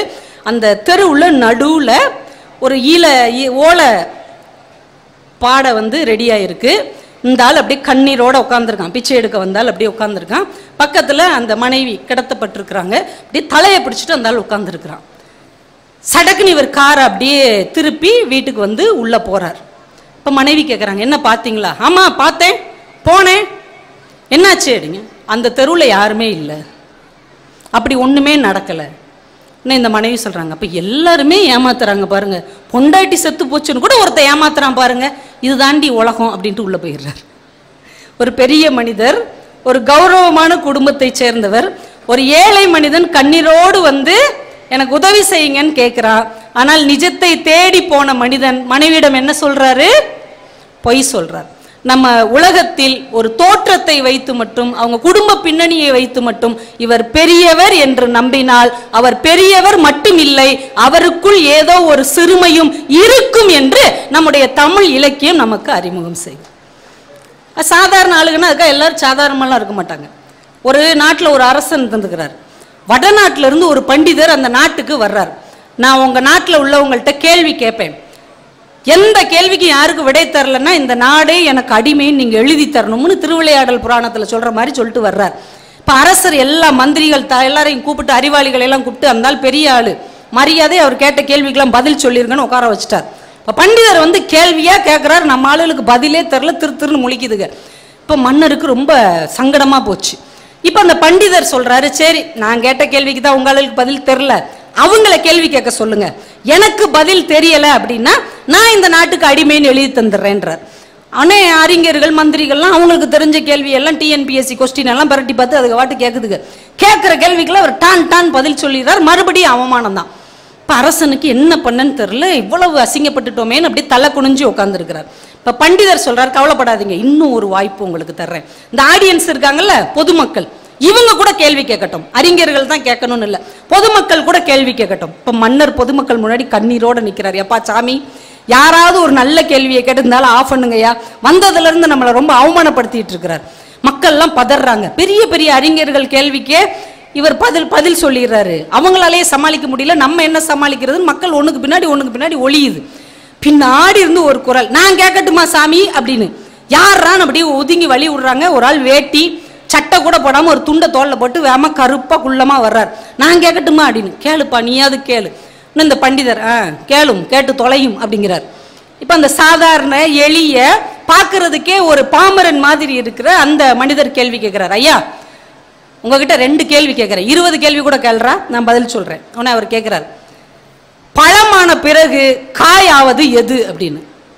என்ன கேட்ட? பழமான பிறகு காயாவது எது? காய் தானப்பா பழமாகும். இல்ல, பழமான பிறகு ஒண்ணு காயாகும், அது எது? இப்ப பண்டிதருக்கு தெரியல, குழம்புறார். பழம் எப்படியா காயாகும், காய் தானே பழமாகும், குழம்பிட்டே இருக்கிறார். பதில் தெரியலப்பா, நீயே சொல்லிரு. டக்கு நம்மால் சொன்னான், பழமான பிறகு காயாவது ஊறுகாய். எலுமிச்சம் பழம் தானே ஊறுகாய் ஆகுது. மிரண்ட இருந்தால் இன்னும் ஒரு கேள்வி கேள் தயவு செஞ்சு. சரி, காயான பிறகு பூவாவது எது அப்படின்னு இருக்கான். இவனையா ஒரே ரிவர்ஸ்லயே போறான். ஒண்ணு பழத்துல இருந்து காய்க்கு போறா, இல்லைன்னா காயில இருந்து பூவுக்கு போறா. பூ தானப்பா காயாகும், காயான பிறகு பூவாவது எது? தெரியலப்பா அப்படின்னா. தேங்காய் பூ அப்படின்னு இருக்கான். தேங்காவை துருவுனா தானே அது பூவு. மிரண்டுட்டு, இங்க உங்க ஊர்ல ஒரு சாதாரண ஆளுக்கு என்ன ஒரு அறிவு, நான் அந்த ஊருக்கு அடிமைன்னு சொல்லி எழுதி கொடுத்துட்டு போயிட்டார். போன உடனே ராஜா அவரை கூப்பிட்டார். சாமி, எங்கயா இருந்த, எந்த ஊர்ல இருந்த? நான் எங்கேயும் இல்லை, உங்க அரண்மனையில இருக்கிற சமையல்காரன் தான், உங்க வீட்டு கிச்சன்ல தான் இத்தனை வருஷம் இருந்தேன் அப்படின்னு இருக்கார். இப்ப உலகத்திலே சாதாரணமாக இருக்கிற ஒருவர் எல்லா சூழலிலும் சாதாரணமாக இருக்க மாட்டார். அவருக்குள்ளும் ஒரு அறிவும் ஆற்றலும் இருக்கும் என்று இந்த தமிழ் மண் நமக்கு கற்றுக் கொடுத்தது. எல்லாத்தையும் சமமா பாரு. இந்த தகவல் உங்களுக்கு பிடிச்சிருந்தா லைக் பண்ணுங்க, உங்க ஃப்ரெண்ட்ஸுக்கு ஷேர் பண்ணுங்க, மறக்காம எங்க சேனலுக்கு சப்ஸ்கிரைப் பண்ணுங்க.